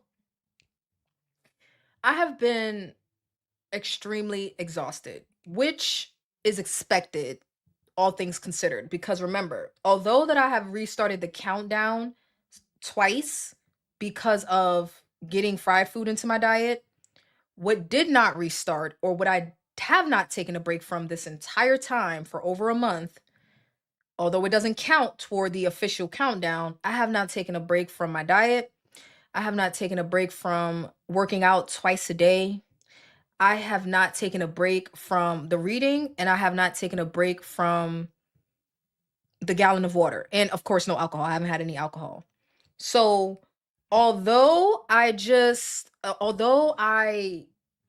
restarted the countdown twice to make sure that I was accounting for the fried food that crept in, right? Because I was committed to the integrity of the challenge. Everything else I have been doing for over a fucking month. I've been doing for over a month, and I'm still doing all the things. Absolutely. I'm still doing all the things because I didn't take like whenever I decided to start over, I didn't take a break. But either time, I didn't take a break. I would just I would finish out the day and then wake up and continue on. I would just restart in the app. And I've been taking pictures every day. But I have noticed again, right? It took me restarting twice to notice this the first time, that I needed to clean up some things in my diet because I just kept making weird gray area exceptions that were questionable, right? But if I figured out the third time around, if I clear up some of my options, then there's less room for, like, if I get more specific with my diet, then there's less room to mess up. And that actually worked out pretty well for me. That's why I was able to make it nearly a month at this time.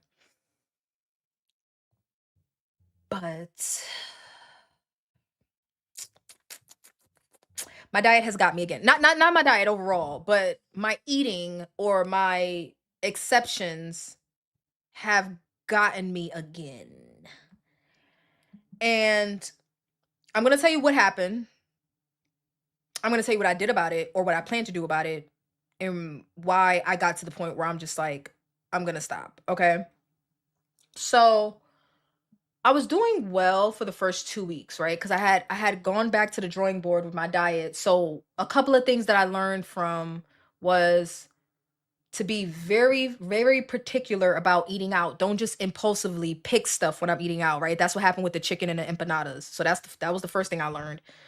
The second thing that I learned was to make sure that I get my exercises done in a timely manner, because even if I'm tired, I still got to get it done. And um I don't want to I don't want to be exhausted, right? So if I don't want to be exhausted, I got to get it done in a timely manner. Um Watch the sugar, right? Because even though I allow myself 25 grams, I'm measuring out the 25 grams throughout my day, plus whatever's on my packaging, right? And I'm putting it into an app. So watch the sugar, but the bread. The bread was getting me, because bread is allowed. Bread is allowed. Oh, don't worry, y'all. I'm about to clear it up right now. Thank you guys. But don't worry, I'm about to clear it up right now. Don't worry. But the when I started over the last time, the I realized I was overindulging in bread, even though bread is allowed. Again, the integrity, the spirit of the challenge. I noticed that I was using it as a crutch, right? I was allowing all types of bread, and I was using it as a crutch since my sugar was so low. So because it just kind of felt very messy to me. This was after the New York trip. I just chose to start over. It was totally fine, right? But I cleaned up the amount of bread. I intended, I don't think I was successful. We'll get into that. I intended to tighten up on the sugar. Um I definitely tightened up on the eating out, right? I don't impulsively just grab things when I'm out anymore. I'm a bit more conscious of my choices, but then I went to Asheville. Okay. Now, here's one thing that I have been struggling with this entire time that has not changed. Mm. Okay. New York was horrible. I am best in my element with this challenge in a controlled environment. So at home or at a house sit where I'm in control of my food. Being being in a different environment is a recipe for disaster. Okay? So we are going to have a serious conversation about Vegas. But New York was virtually a disaster. Like I did okay, but I didn't do good enough as comfortable as I was. Or as comfortable as I wanted to do. Now, again, I was fine with restarting the first time. I did okay. The second time around, I cleaned up my diet. I cleaned up the bread. I did decide to add in Coke Zero the third time around because I didn't feel like I wasn't sure why I cut it out in the first place. Like it wasn't explicitly not allowed. There was no rule against the Zero. Um, so it didn't affect my sugar in any way. So I decided to add it in just to see how I would do with it. So I made some changes that I felt like were a lot cleaner around that time. But what I struggled with every weekend I would almost fail because I would lollygag throughout the whole day, and it would be 11 o'clock at night and I still got to work out in water to finish. Like, I don't know if y'all remember when I was in Asheville, I got off the stream at like 2 3 a.m and still had to do my workout. Like, I had to do it before going to sleep. It was horrendous. Every weekend since the start of this challenge, Friday through Sunday, it damn near falls apart for me. In fact, when it does fall apart, it falls apart on the weekend. Like Monday through Thursday, I'm totally fine. Friday to Sunday, because I have so much more hours in a day, I don't prioritize getting my objectives done.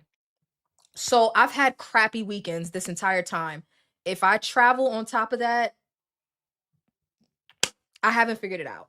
I have not figured out how to nail traveling, especially on a weekend, because my work schedule is what keeps me mostly focused during the week. But when I get to the weekend, it's like a free for all, and I'm all over the place. Like, I'm completely all over the place. So that's been a bit of a struggle. I've been extremely exhausted, which is normal for this amount of time that I've been doing 2 workouts per day. Like, it even talks about it in the book. Around the 30-40 day mark, right? Because technically I kept doing all the things, you start to get fatigued. You start to get tired with the process. You start to physically be tired because you're working out all the time. So this is a normal part of the process, but I am extremely tired, right? But I've also noticed that I've been leaning on sugar a lot more. Like, I have not been careful with my sugar consumption. So sugar has been, I can't say how much because I haven't been tracking it closely. I should be able to exactly tell you, but I can't because I've been eyeballing shit. Um my tracking has fallen off. My sugar consumption has fallen off, and I went to Asheville. Now, let me tell y'all something. Going into Asheville, I already wanted to quit, okay? Like, I'm like, man, I it's one of my favorite places ever, and I knew I was going to be hanging out, and I wanted to just be able to not have a skinny attitude, right? I wanted my big back attitude back. I did. I did. Despite everything I have learned thus far, I am still a slave to social cues. I won't even say pressure, but I'm still a slave to social cues, right? I still believe in celebrating with food. I still believe in celebrating with sugary drinks, right? So if I'm out and about with people, I'm more inclined to like want ice cream to bond over, or I'm more inclined to want like fried food or whatever. I was house sitting, Jen. Why it's my favorite place? Because it's the mountains. I love the mountains. It's the Blue Ridge Mountains. It's the first mountain town I've ever been to. I love Asheville. Very charming, music centered, food centered, local business centered. Like Asheville is just very, very charming. I was there to house sit, and it's one like typically when I would go, I have very specific restaurant destinations based on what those restaurants offer. So one rooftop has truffle fries that I absolutely love. One restaurant has alcohol infused cupcakes. Okay, I am not a drunk, I promise. I drink probably 3 times a year, and this particular place would probably be my fourth alcohol consumption of the year. Because I'm not going to say drink because I don't drink it, but they infuse alcohol into their cupcakes. You get buzzed off of a cupcake. It is delicious. It is amazing. I have very specific destinations as far as food and drinks. Wineries. I go to the Biltmore. I want to go to the winery. I want to have wine in the mountains. I want to go to 3 wineries. Okay, so maybe I don't have alcohol 3 times a year. Maybe it's more like 5. Whatever. If it's all in one trip, that counts as one time to me. Whatever. So all of the things that I want to do, not all of the things, but a lot of the things that I want to do, which is eat fried food, have alcohol, and have sweets when I'm in Asheville, can't do none of it. But I want to do all of it. I have not been to Asheville. I mean, I've been in and around. Well, I've been around at like adjacent, but I haven't really spent time in the city in quite some time. So it was it was kind of annoying that I was gonna be there and not be able to ice cream. I want to have ice cream at the Biltmore. Like I want milkshake. I want the environment makes me want the things that I typically get when I get there. So I was like, oh my God, like I was already plotting. I'm like, if I mess up, I'm not starting over before this weekend. I was almost like hoping I would mess up before before the weekend. I was almost hoping I would mess up because I wanted to go into the weekend with a clean slate, and I was like, you know what, I'll restart later or something like that. I actually did fairly well. I did not I did really well, honestly. My workouts stayed consistent. The water was consistent. It was difficult, but it was consistent. It's very hard to be social and be out and about and do 75 hard, but that's the point. It's supposed to be hard, and they specify in the book to keep your social life, right? So you have to be deliberate, like I did when I went to Barcelona. You have to be deliberate about your intentions in order to get your objectives completed. But I had a gray area moment, and it's really been bothering me ever since. Is it worth starting over for? No, not this particular thing in and of itself, but I'm going to tell you why I'm deciding to stop. Or I should say, is this worth stopping for? Um I had some popcorn, which is not explicitly not allowed on my diet. So this is one of those gray area things that I didn't understand about snacking, right? So Shonda, let me know what you think of this if you're still listening. I don't snack. I don't have any snacks. There's no snacking on 75 hard, so I don't have any access to any snacks, right? But I am allowed to eat corn. So in my mind, I'm allowed to eat popcorn. But I just don't because I'm not much of a popcorn eater. But I was watching a movie and I'm like, popcorn movie, movie popcorn. So I got some popcorn, but it wasn't popcorn. It was like puff corn.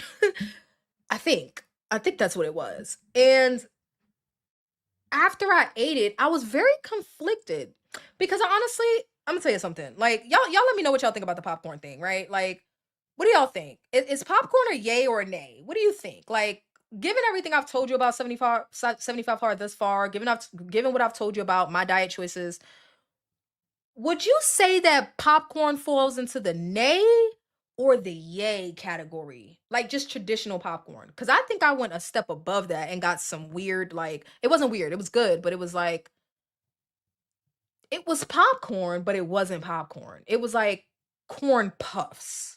not cheese doodles, not Cheetos, but it was like Chester's puff corn or corn puffs or something like that. Um, so I was like, does this count? Does this count as popcorn?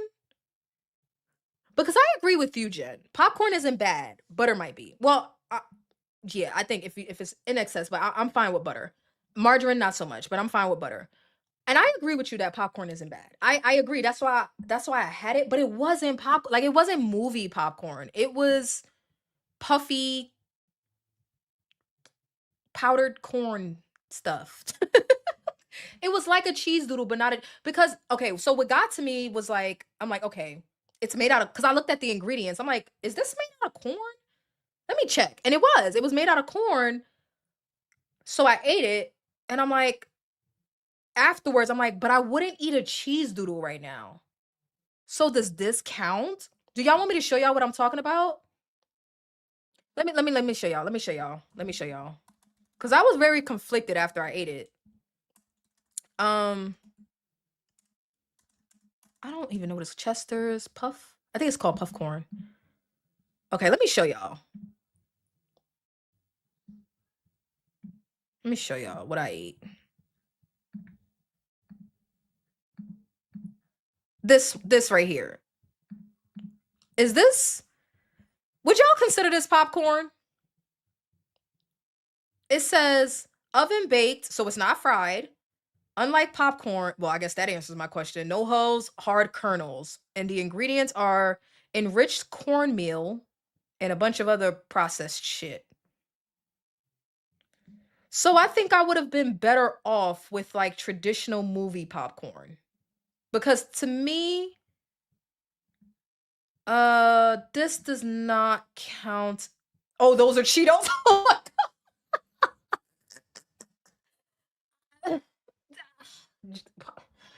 Jen, I didn't think about it till after. I was like, this tastes awfully like a Cheeto. Like it tastes like a cheese doodle. I call them cheese doodles.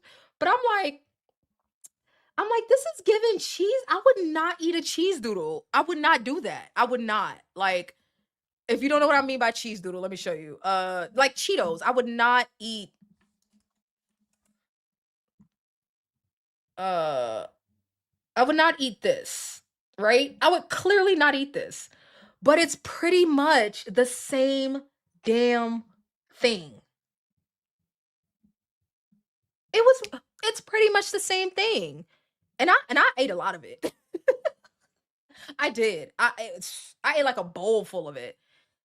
And I was like, this is not giving popcorn. Like I knew it was puffy, but I thought it was um they tricked me. They made some Cheetos in the shape of popcorn and they tricked me. I thought it was like popcorn of a different shape. Like that I don't know. That I know, Sydney. I know. They just renamed the Cheetos. And they, in your defense, they tricked me, sweet tea. They tricked me, and it was bothering. This was about a week ago. It was bothering me. It's been bothering me for like it was bothering me for like the first few days. I'm like, do I start over because of this? Now, mind you, there's more we need to cover, but this particular thing is what set me off. I'm like, this doesn't seem right. This doesn't feel right. And a part of the challenge, something that is kind of like a go-to is if you have to ask, it's not allowed, right? Like if you gotta question it, don't even bother. Don't even risk it. So I wasn't questioning it before, but it wasn't until I started eating it. mm, I was like, I would not eat cheese doodles. This is giving cheese doodles. As you can see, I'm not all pissed off about it. Like I'm not upset. But I was like, this doesn't feel right. Like if I had gotten movie popcorn, I think I would have been okay, right? Because popcorn is a whole food. Popcorn is a whole food. I got the shareable size and ate like a third of it. But you know, most of the bag is air, so I don't know, maybe a quarter of it. I ate a bowl full. I ate like a cereal bowl full. Um, What got me for real though was after I ate the bowl full and I was about to go to bed, like a couple of hours later, I reached into the bag and got some more. I was like, oh, see, this is why he says no snacking. Like, okay, so to back up, I messed up by having something that wasn't a deliberate meal. Because, for example, I will on occasion eat tortilla chips, but I turn it into a meal by adding chicken and cheese, right? So I don't just sit there and eat tortilla chips. I will turn it into a meal by having chicken and cheese. So with the popcorn thing, I'm like, well, popcorn is a whole food. I didn't eat popcorn. Apparently, I ate cheese doodles. I ate Cheetos. Okay, I get it now. But I'm like, popcorn is a whole food, so I don't think I'm breaking any rules by having popcorn. If it was traditional popcorn, I didn't feel like I was breaking any rules. Um, but yeah, so I did that, and when I started reaching back into the bag, I'm like, this is why he says no snacking. Like this is exactly why he says no snacking. Okay. So that was bothering me. Um, the other thing that was bothering me was cornflakes. What do you guys think about cornflakes? I know it's processed. I know it's a cereal. I know all of that. But what do you think about the idea of cornflakes on 75 hard given what we know now? Let me go get up caught up on y'all comments. Seems like you are creating pretty good habits. Fried food once in a while isn't bad. No, I agree. It definitely isn't. Like for example, if I wasn't doing 75 hard, but had this, but like let's say I was at the end of 75 hard, I think I would be perfectly fine with fried food in moderation. But for the sake of the challenge, then I can't have it at all. Yeah, I'm with Jen, you being too hard on yourself. You got rid of or greatly reduced the sugary coffee, so that's a good thing. Oh my god, don't remind me, mocha chokas. But you're right. I did do that. Right? That coffee had her in chokehold. I'm talking 2 Dunkin' lattes a day. Don't get me started. I'll go give me a Dunkin' latte right now. Okay. Um, really appreciate your transparency and very real position food holds in our lives and experience. Absolutely. Absolutely. Skinny pop or similar is fine, but movie popcorn with butter is a lot of fat, calories, and salt. I don't know what skinny pop is. What is that? What's skinny pop? Is it just popcorn with like no salt and butter? I'm toxic boots, so that's why I stay on 15. I don't have these feelings about food. I have been wanting a milkshake for a month, haven't gotten one yet. I just went up to 16.45 milligram. I can't play these games no more. uh, now, uh, I don't have these feelings about food. I'm confused. You said I don't have these feelings about food, but then said you wanted a milkshake. Does the milkshake not count because it's not a food? I didn't have no feelings about it. It wasn't like I was great. Like it wasn't. Let me be clear. I wasn't dying for popcorn. I'm not a popcorn eater. I just wanted some with the movie, like for the spirit of having popcorn with the movie. I just picked the wrong kind. Like that's what it was. Like well, I guess I keep saying wrong kind as if it's really popcorn. I just picked something that I thought was popcorn. I thought it was popcorn when I picked it, okay? Thought it was popcorn when I picked it. So I wasn't crazy. Like the thing about it is the things that have happened on 75 hard that has caused me to start over haven't been like me obsessing about anything. It's been like slip ups based on habit. Now, this in particular, I got tricked. They tricked me. They tricked me. But what do you guys feel about cornflakes? Mind you, I don't think cornflakes is a health food. I just think it's less sugary than Captain Crunch, to be clear. I had to drop my dang dose down because Hollandale made me lose 2 more pounds. So I'm 12 pounds below my goal weight. Hollandale got that gas. If you've been eating cornflakes throughout 75 hard, then I think it's okay. However, those were created to keep people celibate, so be aware. What? What what do you mean, Sydney? I don't know that. What you mean you know? I don't know these things. Cornflakes and celibacy. I'm about to look it up. I'm about to look it up. I'm about to look it up. I feel like you're lying to me. Okay. Dr. John Harvey Kellogg created cornflakes in the late 19th century as a part of a bland vegetarian diet designed to promote what? Designed to promote sexual abstinence and curb masturbation. How is that so? As a proponent of purity, He believed that plain food would prevent the sexual excitement caused by rich or spicy diets. Sydney, I need you to clock out. Sit, you know, I did not need that information. I cannot believe that. No, I did not know that. That's crazy. Okay, well, clearly Kellogg was not on to something. Okay, he was not. So are we okay with cornflakes? Are we okay with cornflakes? Are we okay with that? Because I felt like it was a safe, not that it's some sort of health food, right? But I felt like cornflakes were a safe bet. But then I ruined the cornflakes, and y'all want to know how?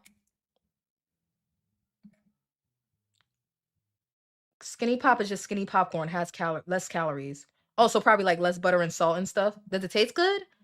I don't want no diet popcorn that don't taste good. I'd rather just not eat the popcorn. uh okay, so I'm not the only one that didn't know that. I love cornflakes and bananas. I don't understand. First of all, I don't like bananas, so I'm biased. But I don't understand the putting bananas in cereal thing. I don't get it. But uh okay, so cornflakes. I think we're okay with cornflakes, okay? Um oh, you've never tried cornflakes? Okay. Now I ruined it. Well, okay, I'm not sure. Okay.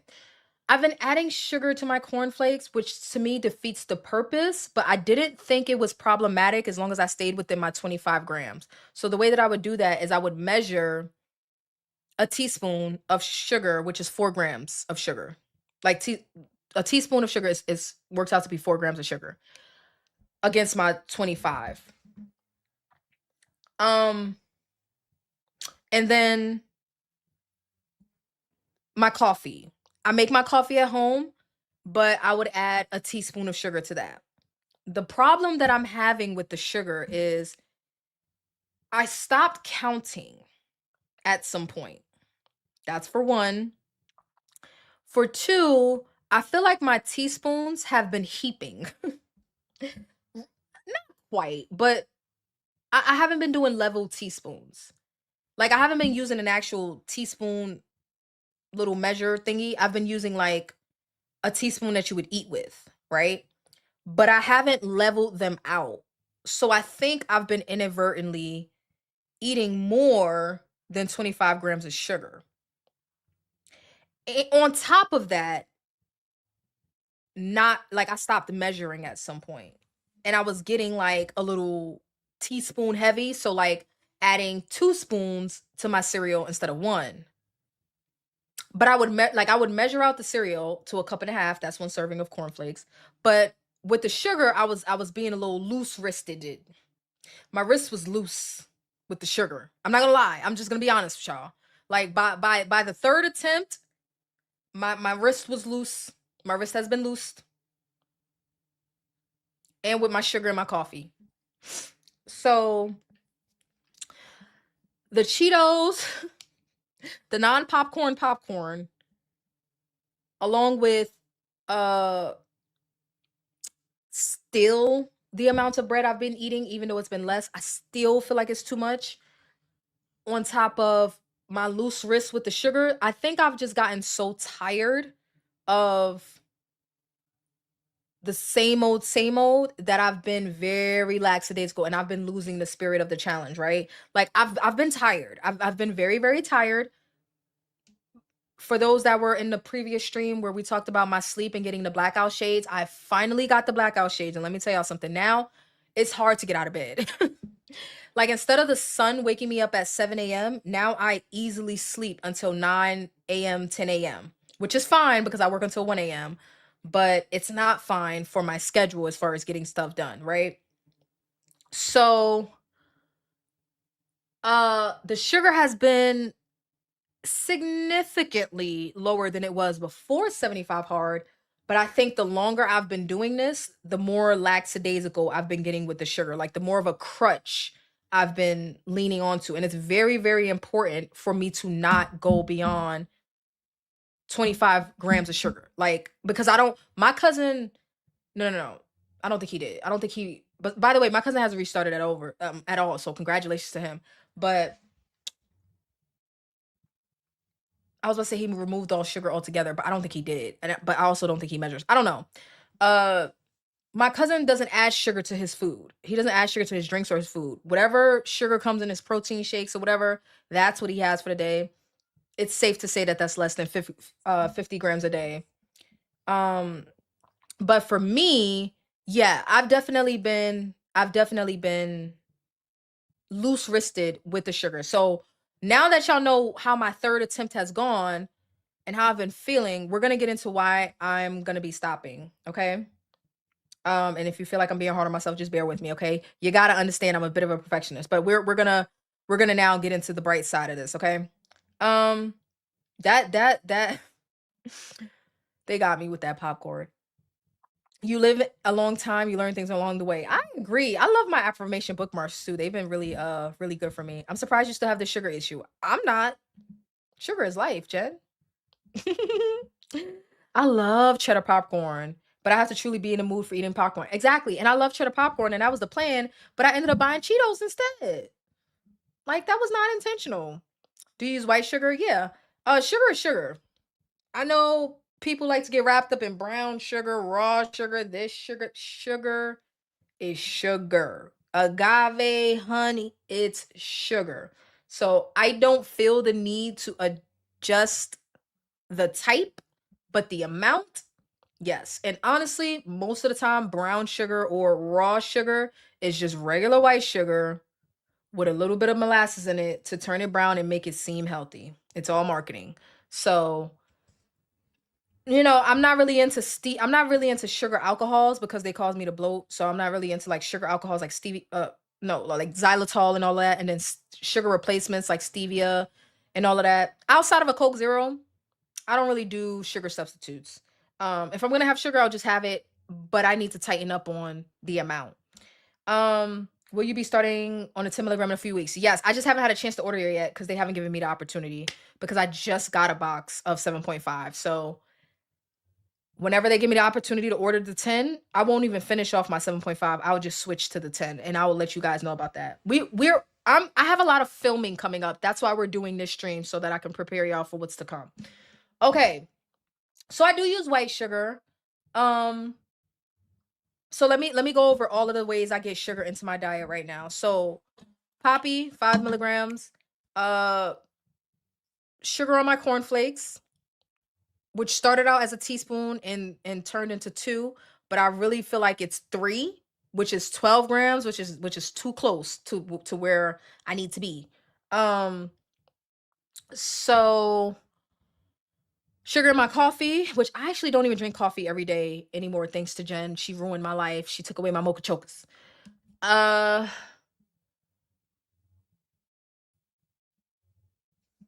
I don't get sugar.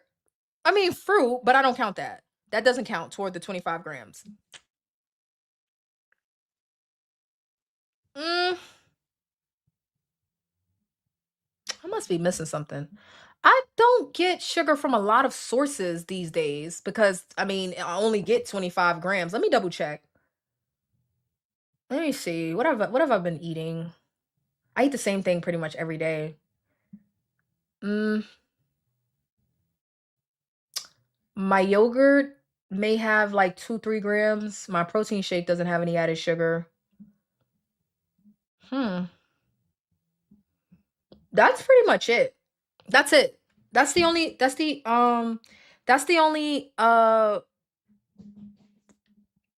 places I get my sugar from is the white sugar in this, the poppy. Um that I added my sugar in my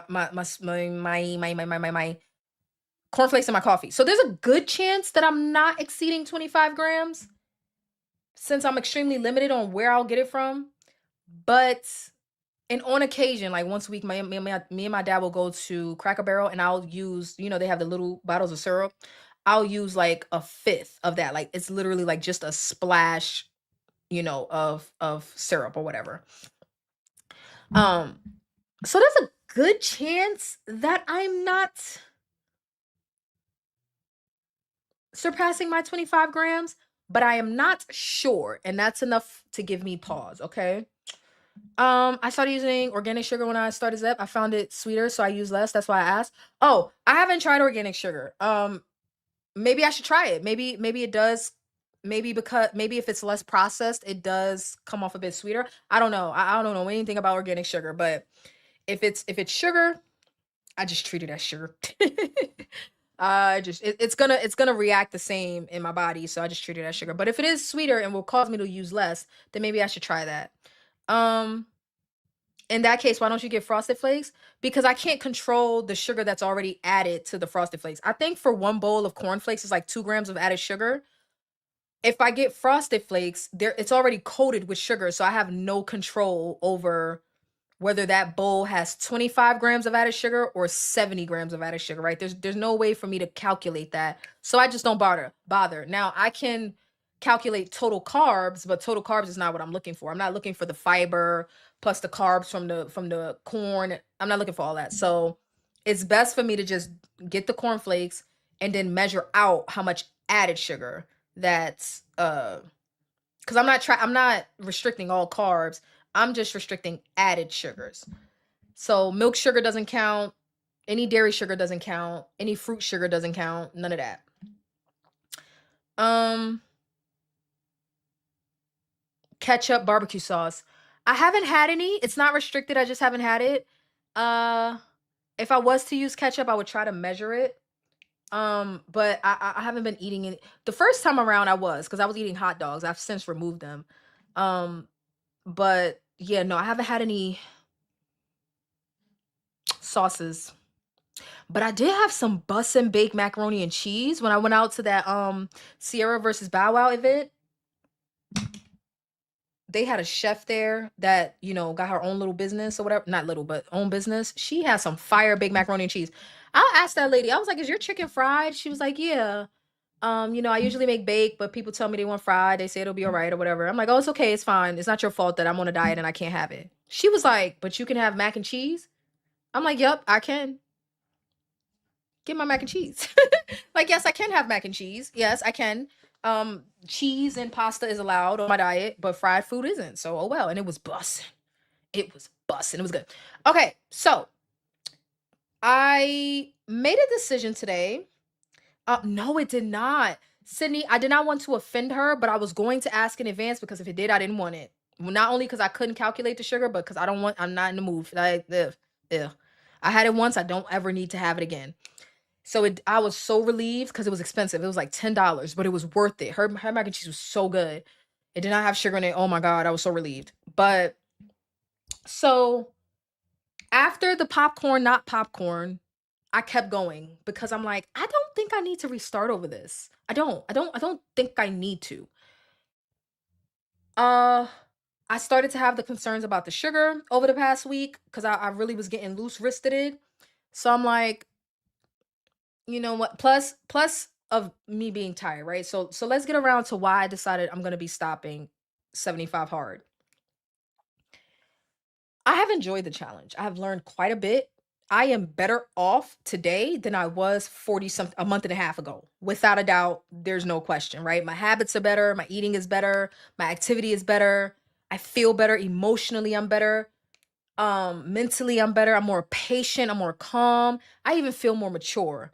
I feel better overall even though I've restarted more than once. So why would I be stopping now? Well, the reason is because I am down to the last not now you guys feel free. I'm going to open the reins for criticism here. Okay, because we're gonna have. I know the stream is getting long, but y'all got time. Y'all ain't going nowhere. And if you are, just catch the playback and leave your comments in the comment on the playback. But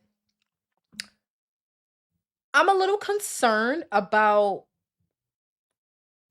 like, yes, I've made progress toward getting the last 10 pounds down. It was, I think, 15 at one point. So I've definitely made progress.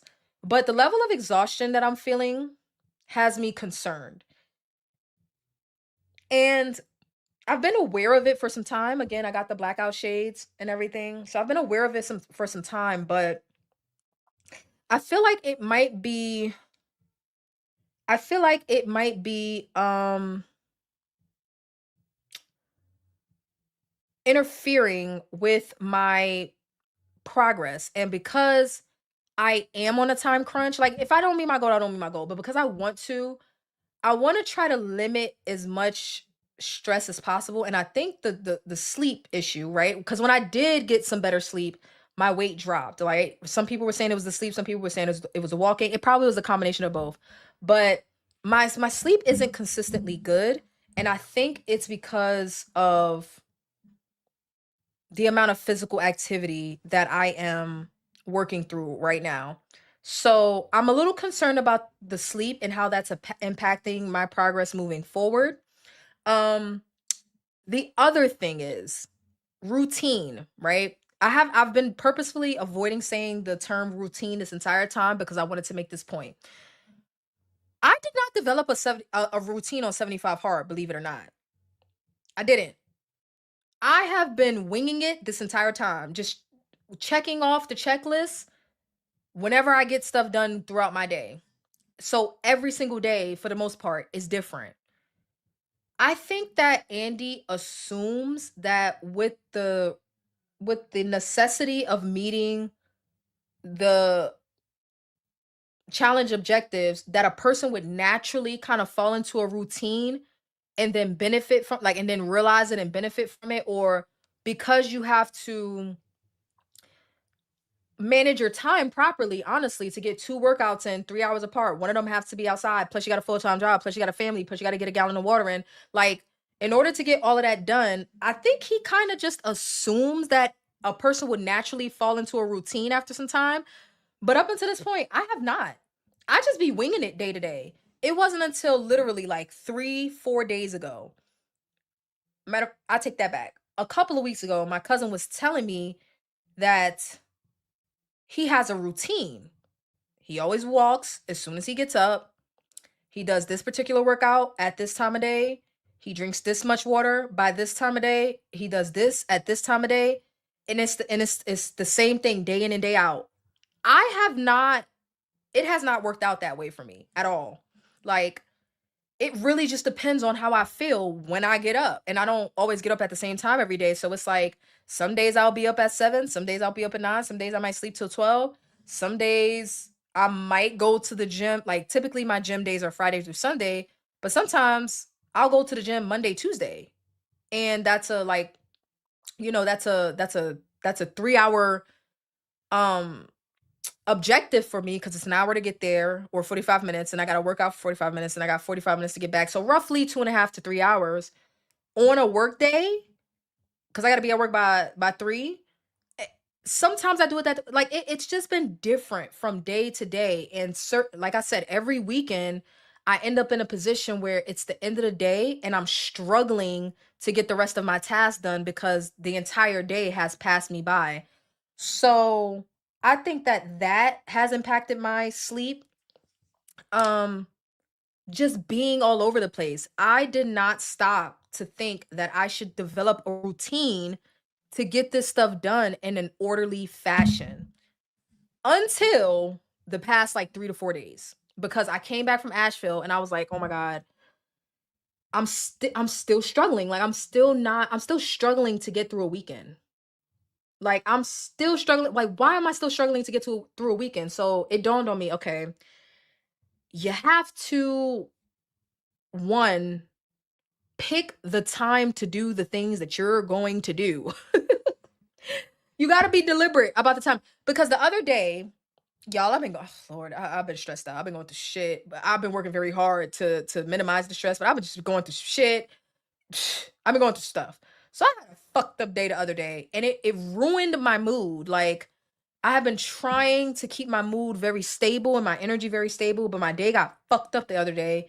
And so I got a late start. Like, I didn't get my first workout done till like 3 p.m. And then I was crawling by the end of the day to get through my last workout and my water. And then I stayed up all night peeing because I finished my water late. And I'm like, I cannot do this. I cannot do this. Like, I cannot just figure it out when I wake up. I just can't. I cannot. Fig- I, I can't. I can't just figure it out. So the past like 3 or 4 days, I've been committed to getting up, getting my walk done, getting my reading done. So here's what I figured out. My day works out the best if on a work day, I get both workouts done, my reading and my progress photo, and half my water completed by 3 p.m. So from 9 a.m., 10, 11, 12, 1, 2, 3, I have 6 hours to complete 2 workouts, read 10 pages, drink half a gallon of water, and take a progress photo. So I've been committed to that for 3 days, 3 or 4 days, and it has made me realize they shooting. I'm in the country, so that happens. I just don't want them bullets flying through my window. Um, it is kind of late for somebody to be shooting though.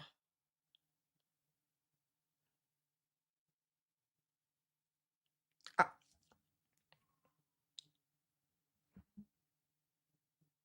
I'm trying to overhear. Okay, whatever. So it is, uh, so okay, so I committed to the structure for the past, couple of days. Well, 3 days or so, and I've noticed that I feel a bit better, right? Like it's harder because I'm forcing the 2 workouts into a very short window, right, of 6 hours instead of spreading it out. But I feel better for the rest of the day because I ain't got to worry about it. So when I got to today, I'm like, you know what? I fucked up. I fucked up by not developing a routine sooner. Like by not valuing a structured routine. I was just focused on getting the objectives done. I wasn't focused on the strategy in which I would get those things done so that I cause myself as little headache as possible, right? I don't have to think about how much I have left in my day because the majority of my objectives are done before I even start work. The other thing that I've been fucking up is getting to the weekend and letting it all hang out. I just let it all hang out. I get around to getting around whatever the fuck I feel like it, and hopefully I get it done before I fall asleep.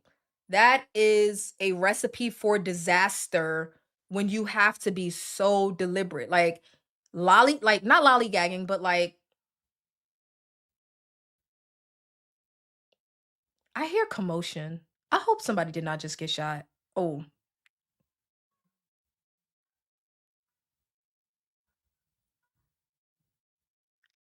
guys, give me a second. Give me a second.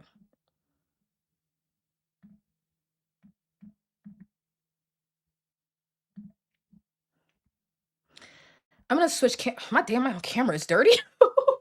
Hold on. I had to switch cameras real quick because I need my phone. Okay. I need my phone real quick. Give me a second, y'all.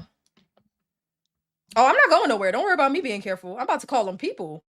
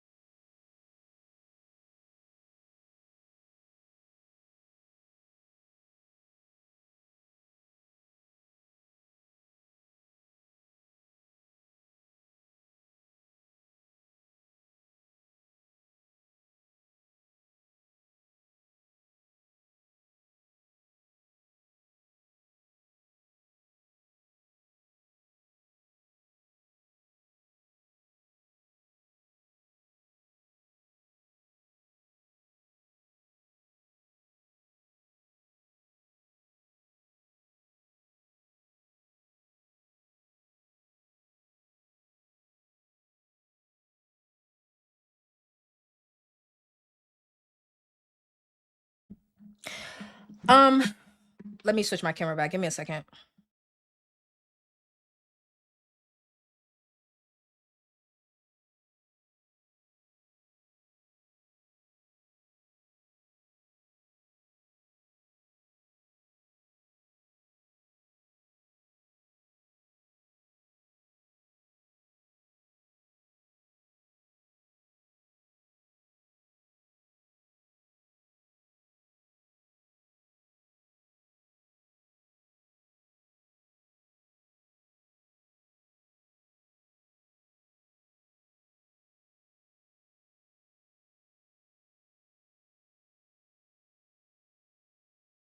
Okay.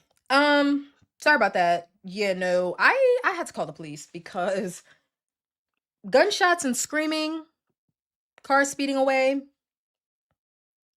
something's happening out there that should not be happening. Like, no. I don't play them games. So I live in a country, right? Ain't no like local PD that's open 24/7. No, like they got to come from another county. The sheriff has to come from another county. Well, not another county, from this county, but they got to come from far the fuck away. They'll be here in about an hour, but mm-mm, mm-mm. I mean, I'm in, like, when I say I'm in the woods, I'm in the woods. So as I'm out on my walks during the day, it could be 11 o'clock in the morning, it could be 4 o'clock in the afternoon, 6 o'clock in the evening. You always hear gunshots in the woods because people are hunting or maybe doing target practice, or who knows, they could be shooting in the air. But I know people. I know people gathering gunshots, screaming. No. And they're not going to call the police. I know they're not. I mean, it's not like I live here my whole life. Like, I don't know the neighbors. I don't know them. But they're not going to call. Nobody's going to call. Everybody's going to just mind their business. Nobody's going to call. I don't play them games. I am from the city. We call the popo hole. Okay, we do. So, it was like 6 gunshots, and I'm like, oh well, you know, I typically hear gunshots every day, but not this late. And then I can overhear commotion, like somebody's pissed off. So back to what I was talking about. If I don't think they're gonna knock on my door, but if they do, because I couldn't tell them exactly where to look or where to check, so they just said they're gonna go right around. I didn't have an address for them, so they might come here to ask me what I heard or whatever. So if that happens, I'll just play something for y'all and come back. I hope everybody's okay. If it was me, I would want somebody to call, you know? So back to what I was talking about. Um, okay, so what stopped me from creating a routine? I didn't think of it, honestly, until my cousin said something. Cause I was like, damn, that sounds I was like, how do you do that? Like my cousin was saying he it's like natural, not natural, but like it's a given that throughout this challenge, the first thing he does is walk in the morning. Okay? Like that's the first thing. That's the first thing that he does. And I'm like, I don't I don't have that. Like I don't do that. I don't have a given. I mean,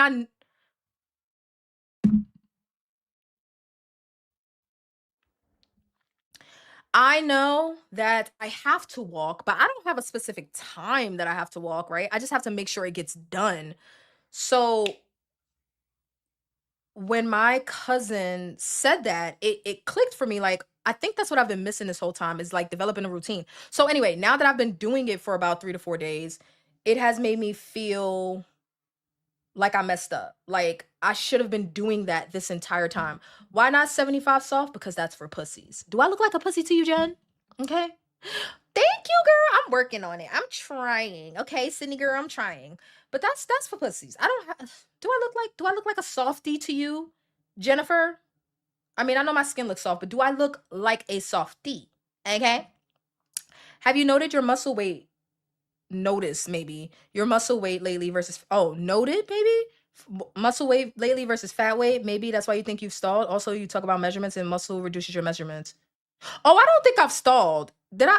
Let me back up. I don't think that I have stalled. My body composition is 100% changing. I just didn't get into what I've benefited because my waist is, let me just go ahead and tell you, my waist is noticeably smaller.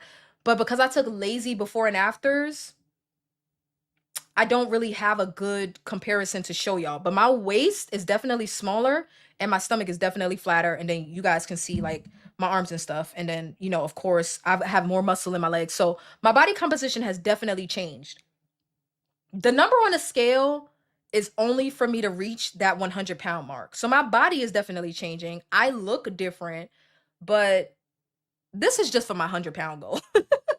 Like I'm vain. Oh well, Sydney. Oh well. Yes, I want the scale to be 100 pounds down. Oh well. Oh well. Oh well. Oh well. It's too late for target practice. Correct. Yes. Um. Yeah, they're right there. Like they're right. I'm saying that like I went outside and looked. Like I can't tell you exactly where they are, but across from us there are trailers and houses. So they are within earshot. Like they are close by. They asked me that on the phone and I'm like, I don't know where they at, but I could hear them. I hear them. Okay? I hear them. Um yeah, no, those weren't fireworks. I could tell by how pissed off people are. And I grew up in I mean, I'm not in the projects now, but I grew up in the projects. I know the difference between fireworks and gunshots. Like those were gunshots. It was very close. It was like right fucking there, like across the street. And them people over there pissed. Somebody is mad as fuck right now, okay? And I hope they not mad with somebody in need of help in the moment and they're not doing anything about it. Like whatever. Um Sydney's vain. I completely understand you wanting the scale to read a certain number. You'll get no criticism from me on that. Yeah, I'm vain. Okay, that's all it is. Like once I get to 142 and it's 100 pounds down, the scale is I mean, it's relevant for me to not regain weight, but it's not really relevant for me to continue losing, even though Jen put it out there that I'm gonna lose another 25. Okay, Jen is super vain, whatever. Uh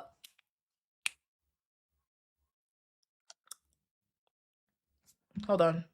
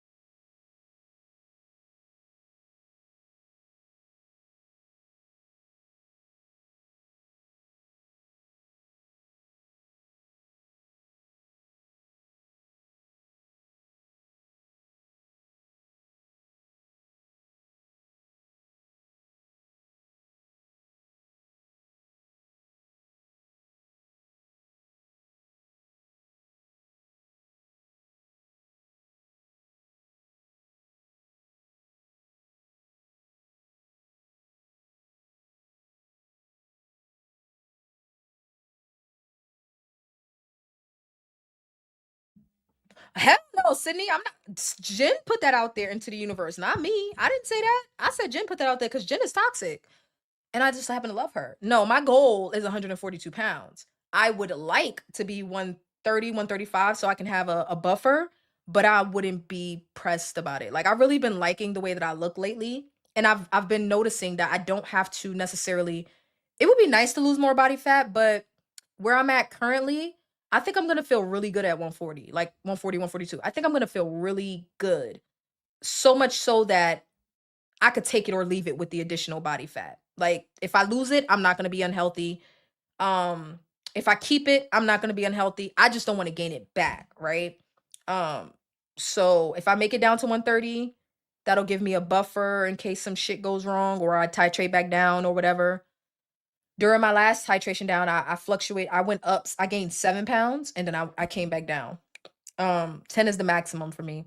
So no, I don't have a goal of 117, but I wouldn't be at risk of being underweight until I got to 117. I just that don't leave a lot of room to like not no sweat to the skinny girls. Okay, we skin T with a T. No sweat to the skinny girls, but that don't leave a lot of room for muscle at 117.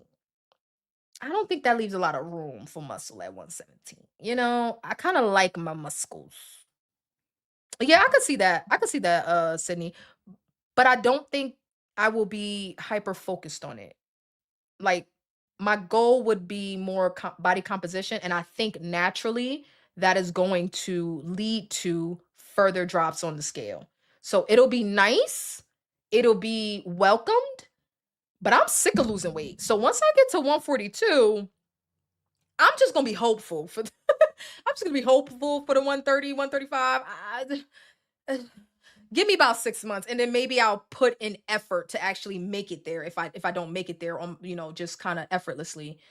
But trying to make it there, like looking at the scale every week to make it there, I'm not doing that once I make it to 100 pounds now. I just don't feel I hate it. I'm so sick of losing weight. I'm so sick of trying to lose weight. Okay, so anyway, back to 75 hard. Um so with that being said, I feel like I messed up by not developing a routine. I didn't know I had to. I didn't think to. I was just focused on checking off the checklist. And as long as I checked off the checklist, everything was fine. But I have been making my life harder by not anticipating when certain shit is going to get done, right? I struggle with routine. I struggle. I struggle real, real bad, which is why it's hard for me to make changes and stick to them, which is why I do my changes in spurts, which is why I make my changes in challenge form, because typically a challenge will force me into a very particular set of circumstances. But routine is one I struggle with. I struggle so effing bad. I struggle so bad with routine. This is also why I struggle with growing my YouTube channel, because I don't be putting in the work, because it takes diligence. It takes diligence and routine. Like, you got to do a lot of the same shit over and over again. And I'm just not good at that. So I have more of a wing it kind of attitude. And I realized that that may have sabotaged my efforts. So, in combination with the popcorn, no popcorn, the loose wrists with the sugar, the lack of a routine until the very last minute, plus what was the other thing? Plus needing to focus on my sleep. Plus needing to focus on my sleep. I decided I'm going to stop, but it's not what you guys think. Okay? It is, but it isn't, right? You guys, I mean, imagine me giving a fuck, but I give a fuck in this moment, right? I'm going to give you guys an opportunity to vote on when I will restart, because I will restart. I'm too much of a perfectionist to not get it done, right? Plus, I said the idea was for me to stop starting things and not finishing. But today, when I realized that I was better off with a routine, so it just kind of made the rest of the challenge feel completely sloppy. Like, it really made everything just feel so goddamn sloppy. And once I start feeling sloppy, I tend to start over. But here's the thing, right? I have 4 weeks until I go to Vegas. Do I think I could continue? Well, for one, I'm probably gonna start over anyway, because that goddamn popcorn, no popcorn, is pissing me off. Like, the Cheetos is under my skin. I need to start over from that anyway. Like, it just bothers me too much. It just I want to do it right. I want to do it right. It bothers me too much. But I did keep going past that point because I felt like I could live with it. The reality is I can't. All of this other stuff, it just happens to be on top of that, right? So too many things adding up. It feels too messy. It feels too lazy. Yes, I want to be perfect and I want to get it right. Okay, 75 days of perfection. Sue me. Okay, so now with that being said, today is my last attempt, my last day on attempt 3. And I have completed all of my objectives. At the end of this, I think I got about half left. At the end of this, I'll be done with my water for the day.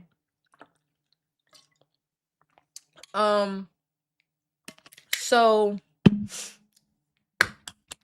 today is my last day on attempt 3. My cousin's gonna kill me. But I will restart. And ideally, I would like to complete a solid 75 days before the winter, because if I don't get this shit done before the weather gets cold again, I am screwed. Okay? I'm screwed. I'm screwed. I'm screwed. I'm screwed. SAD and all of that, I am fucking screwed. So, with that being said, you guys are going to get a chance to vote on when my restart happens. But I'm going to give you a couple of parameters for why I'm considering different starting points, okay? And we can go over a little bit of the benefits of what I'm looking for, and we'll go over like the benefits over, of different restart points, okay? So I'm looking forward to another restart. I'm definitely looking forward to it, because now I have a bit of motivation based on developing the routine. Cleaning up any gray area eating. I got to go back to the drawing board with my diet, and I got to clean up more bread, and I have to clean up the sugar, right? The fried food didn't get me this time around, but that fucking popcorn tricked me. Okay, that got me. Routine is essential. I've realized that routine is essential instead of randomly just picking times to do stuff throughout the day. And that's pretty much it. So that's my motivation to start over, right? So we have a couple of different things that we could do. By we, I mean me. We have a couple of different things we could do. I could do what I've been doing this entire time. and I could just start over tomorrow. When by start over, I completed all the stuff today. So by start over, I just mean wake up and continue doing what I was already doing and just hit the restart on the calendar with focusing on these additional things that I figured out. I'm telling you right now, I don't want to do that. But I'm going to give you guys a chance to vote. I'm going to give you guys a chance to vote. I don't want to do that. Okay. Give me a second and I will give y'all a poll to vote properly, but feel free to comment in the comments. I'm telling y'all, I don't want to do that. I have done it thus far and it's beneficial to do it that way because you don't lose momentum. Okay. You don't lose momentum. You don't get any time to slow down and think and reconsider and da da da. You just keep going and doing what you're already doing. Right. But I really would like to pause. What I'm debating is if I should and if I do, for how long, right? So I could just continue on tomorrow. Let me write this down so I know what to put in the poll. No pause, continue tomorrow. I could pause for one day, which would be tomorrow, continue Monday. Now, my 1 day pause, I've been trying to debate on what that would look like. And to be honest, the second I started considering that, I didn't want to stop anything that I was doing. It's so weird because I'm like, I really would like to take a break. And then when I started considering the break for just a day, I was like, well, I don't really want to stop walking outside. I don't really want to stop stretching inside. I don't really want to stop my weight training. I really want to keep drinking a gallon of water. I don't really need to stop my reading. And I don't really want to get off of my diet.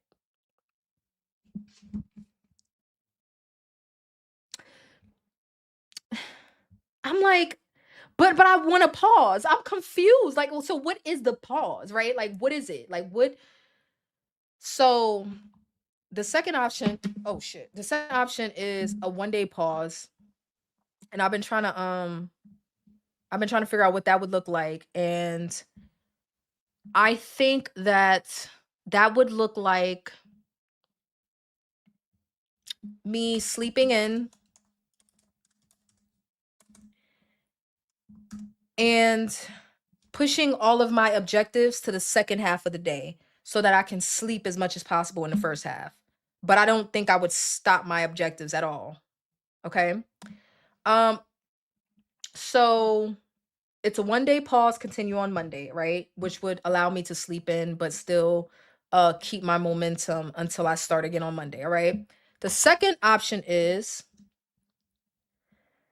to wait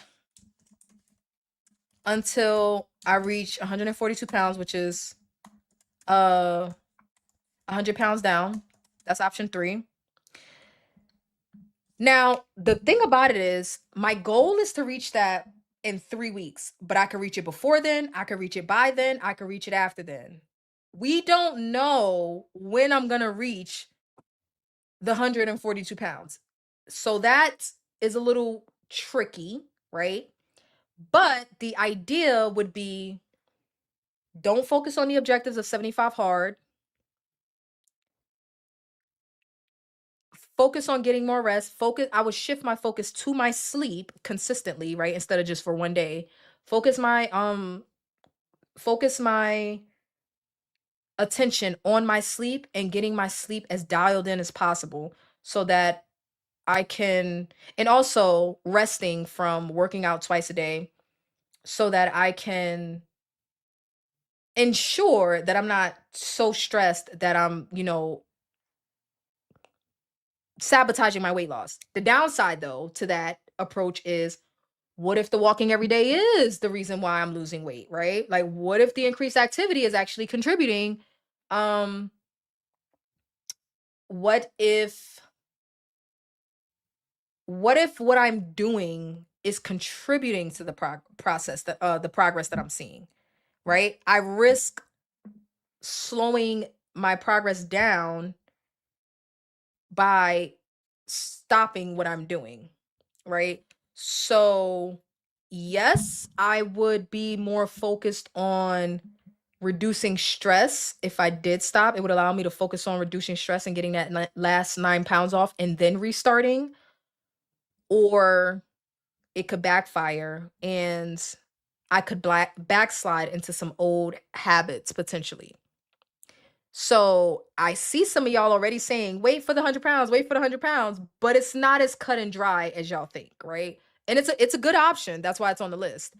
I had already considered that. It really is a good option to just get the 100 pounds off and then restart so that weight loss is not a factor in this challenge at all. That would be a huge help. But what if it backfires, right? It could potentially backfire. So there's that, right? The last option is to wait until after Vegas. So there's 4 choices. Now, no, I didn't do the poll yet because I want to give you all 4 options and I'm going to give you guys the poll. So the last option is to wait until after Vegas, right? So if I choose wait until after Vegas, it don't matter how much I weigh. Ideally, I would meet my goal before Vegas anyway. So, but if I choose the Vegas option, whether I meet my 100-pound goal or not is completely irrelevant because the Vegas trip is happening. I could wait until after Vegas, and that will take off the pressure of having to meet my objectives while in Vegas, right? Well, and so far we've seen that when I travel, shit goes downhill. It doesn't have to, but so far that has been my experience, okay? So I could choose to wait until after Vegas, but that means I have 4 weeks of what? What am I doing for the next 4 weeks? Am I still doing all of the things and just not counting them towards 75 hard? Am I doing some of the things? What am I doing to not lose my momentum, if anything at all? Or am I just relaxing and being sedentary, which sedentary and relaxing aren't synonymous, so I shouldn't do that. But like, what am I doing to ensure that I'm not reversing my progress over the next 4 weeks? Because it would technically be 5 weeks because I have 4 weeks until Vegas and then I have an additional 5 days that I will be in Vegas and then I will start when I come back, right? So the upside to that is that I get a break. I get to enjoy Vegas without any pressure from 75 hard. The downside is, what am I doing for that 4 to 5 week period before I restart? All right. So those are the 4 options. Okay. Yes, I am stopping intentionally as of today. This is my last day on attempt 3. But for those that might have been worried, Nicole, I ain't saying your name, but Nicole, I will restart. I'm going to finish 75 hard. I don't care what Jen says. I don't care what Jen says about pussy ass soft 75 soft. I don't care about none of that. Okay. I'm going to finish 75 hard, but I want to do it the way that I want to do it. Okay. And I want to do it the way that it's laid out. And I have learned some serious lessons along the way that I'm actually really happy with and have every intention of holding on to. But I'm not perfect, as perfect as I want to be. I'm not perfect. And I know myself. The only reason that I go outside every day is because of this challenge. The only reason I drink a gallon of water every day is because of the challenge. The only reason that I am consistently active is because of this challenge. Okay. The only reason my mocha chokers have been pushed to the back is because of this challenge. All right. And because of Jen. So, are we confident that if I take a break, that I would be, because the point is to maintain the discipline even if I don't do it the exact way of the challenge, right? The idea isn't to live the 75 hard for life forever, right? But it's to build enough discipline that you can apply it as needed throughout your life. So have I built up enough of a discipline foundation that I would be okay between now and another 9 pounds, or now and the end of Vegas, or even now and Monday? I'm gonna create the poll and give you guys a chance to vote. Okay. All right. Give me. I gotta find the chat. Like the stream if you haven't already. Okay. Like the stream. Start a poll. Okay. When should I start attempt 4 of 75 hard? Okay. Tomorrow, no breaks.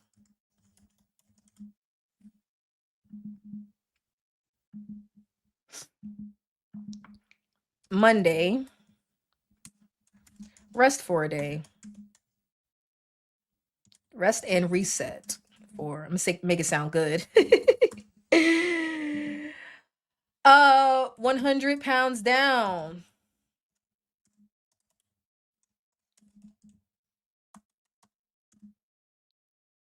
Uh,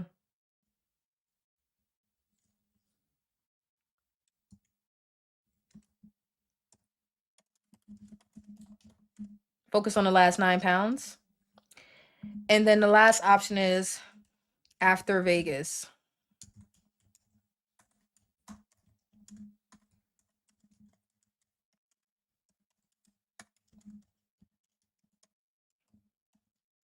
No, hold on. 5-week intermission.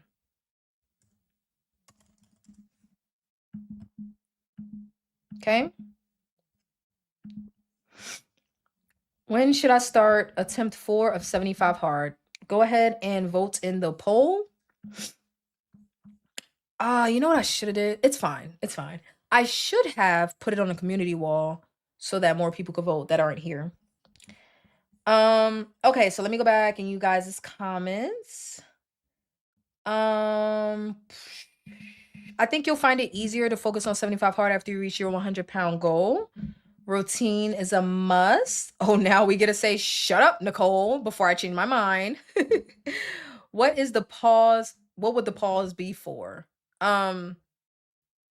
For rest, for recovery, for focusing on my sleep habits and hygiene or routine, or nothing at all. I could take no break. I could take no break at all.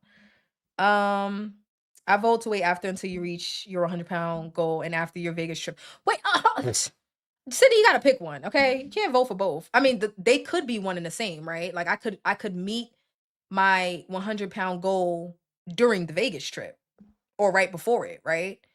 If I see, the thing about it is, if I meet the 100-pound goal 2 days before I go to Vegas, then I have to start 75 hard 2 days before I go to Vegas. I don't think y'all thought about that. Keep going till you hit 100. Okay.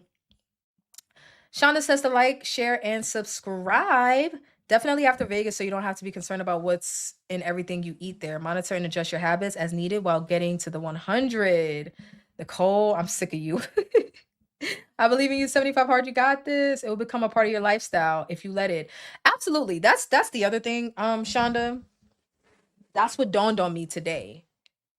The easiest way to get through this, 75 hard calendar or not, is to just take what I've learned and accept it as a new lifestyle, right? Because I thought I was doing that before, but like again, the routine thing really, really got me, right? Because it made me realize that without the countdown, it's up in the air whether I complete the objectives or not. It's completely up because I'm not, I don't, I'm not, I don't have like a day-to-day routine that's so common and so familiar to me that I'm automatically going to do it anyway. Like no, and that's what's dangerous. Like that's what's dangerous about me putting a gap in between starting over. There's nothing keeping me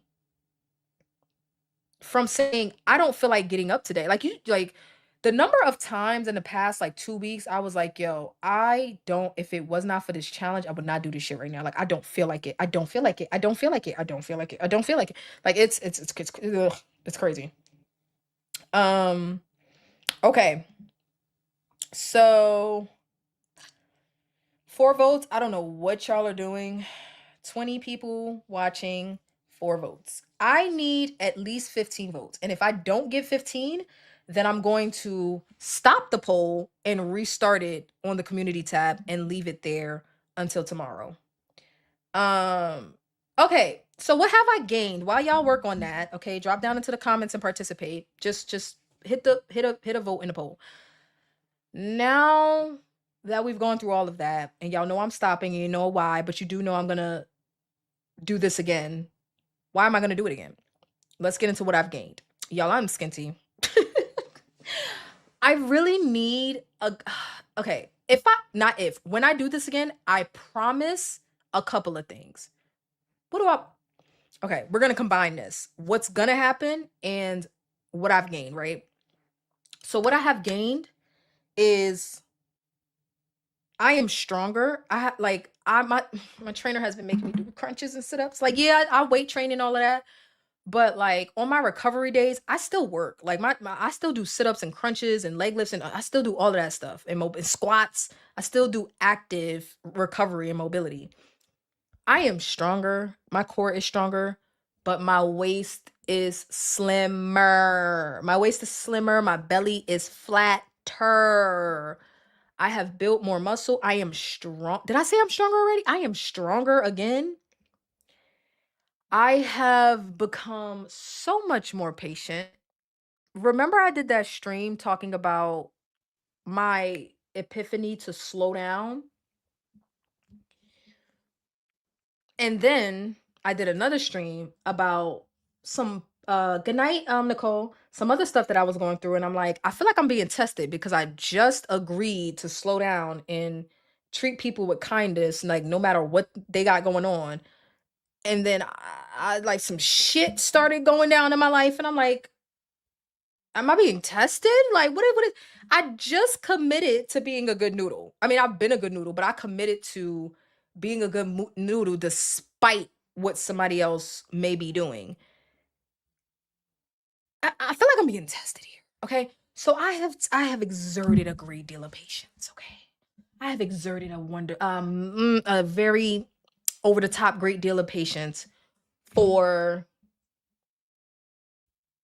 the past several weeks, okay? And I don't think I would have been able to do that if I was not focused on this challenge, right? Because I'm so focused, because I realized there's no point in complaining about stuff for the most part, because I realized that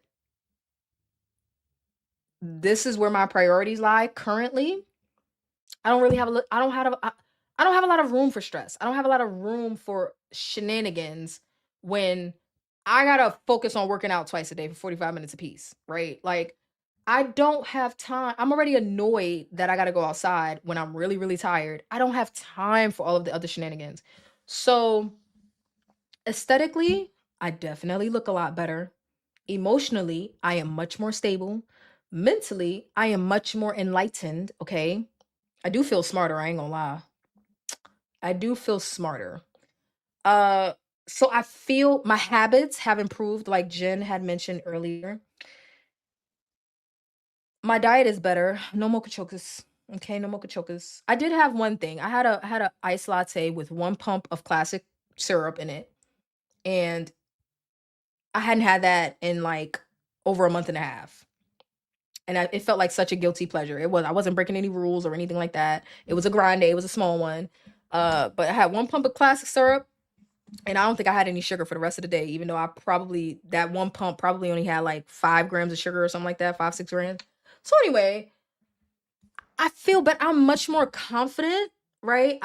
Keeping my word to myself, valuing integrity, all of these different things. I, um, I feel good. Like I am in a really, really good space. I'm just tired. Like I have to figure out my sleep. I don't understand what is going on with my sleep. I am sleeping the hours. I'm getting 8 hours of sleep, 9 hours of sleep, but I am not rested. I don't know why I'm not rested. And maybe some of y'all are right. Maybe I just need a day with no exercise. I don't freaking know. I don't know. Like, do I need a break from walking? Do I need a break from stretching? Do I need a break? Well, I do get a break from weight training. I only weight train 3 days a week. So more of the days I'm doing walking and stretching. Do I just need a day where I'm not active? I don't know. But I am not rested. I'm not rested. I'm not rested. Okay. So I would say I've gotten nothing but valuable lessons from 75 Hard. I is as unreasonable as it seems or confusing. I am a much better person today than I like I'm saying like a month and a half ago. Like seriously, you guys have seen it play out. You have been watching my live streams. I just feel differently about things. I just feel differently about life. I don't know if this was supposed to happen. I don't know. But, I'm getting outside, I'm touching grass, okay? Like I'm valuing the importance of certain aspects of my life. I am choosing to be happy over other shit. Mhm.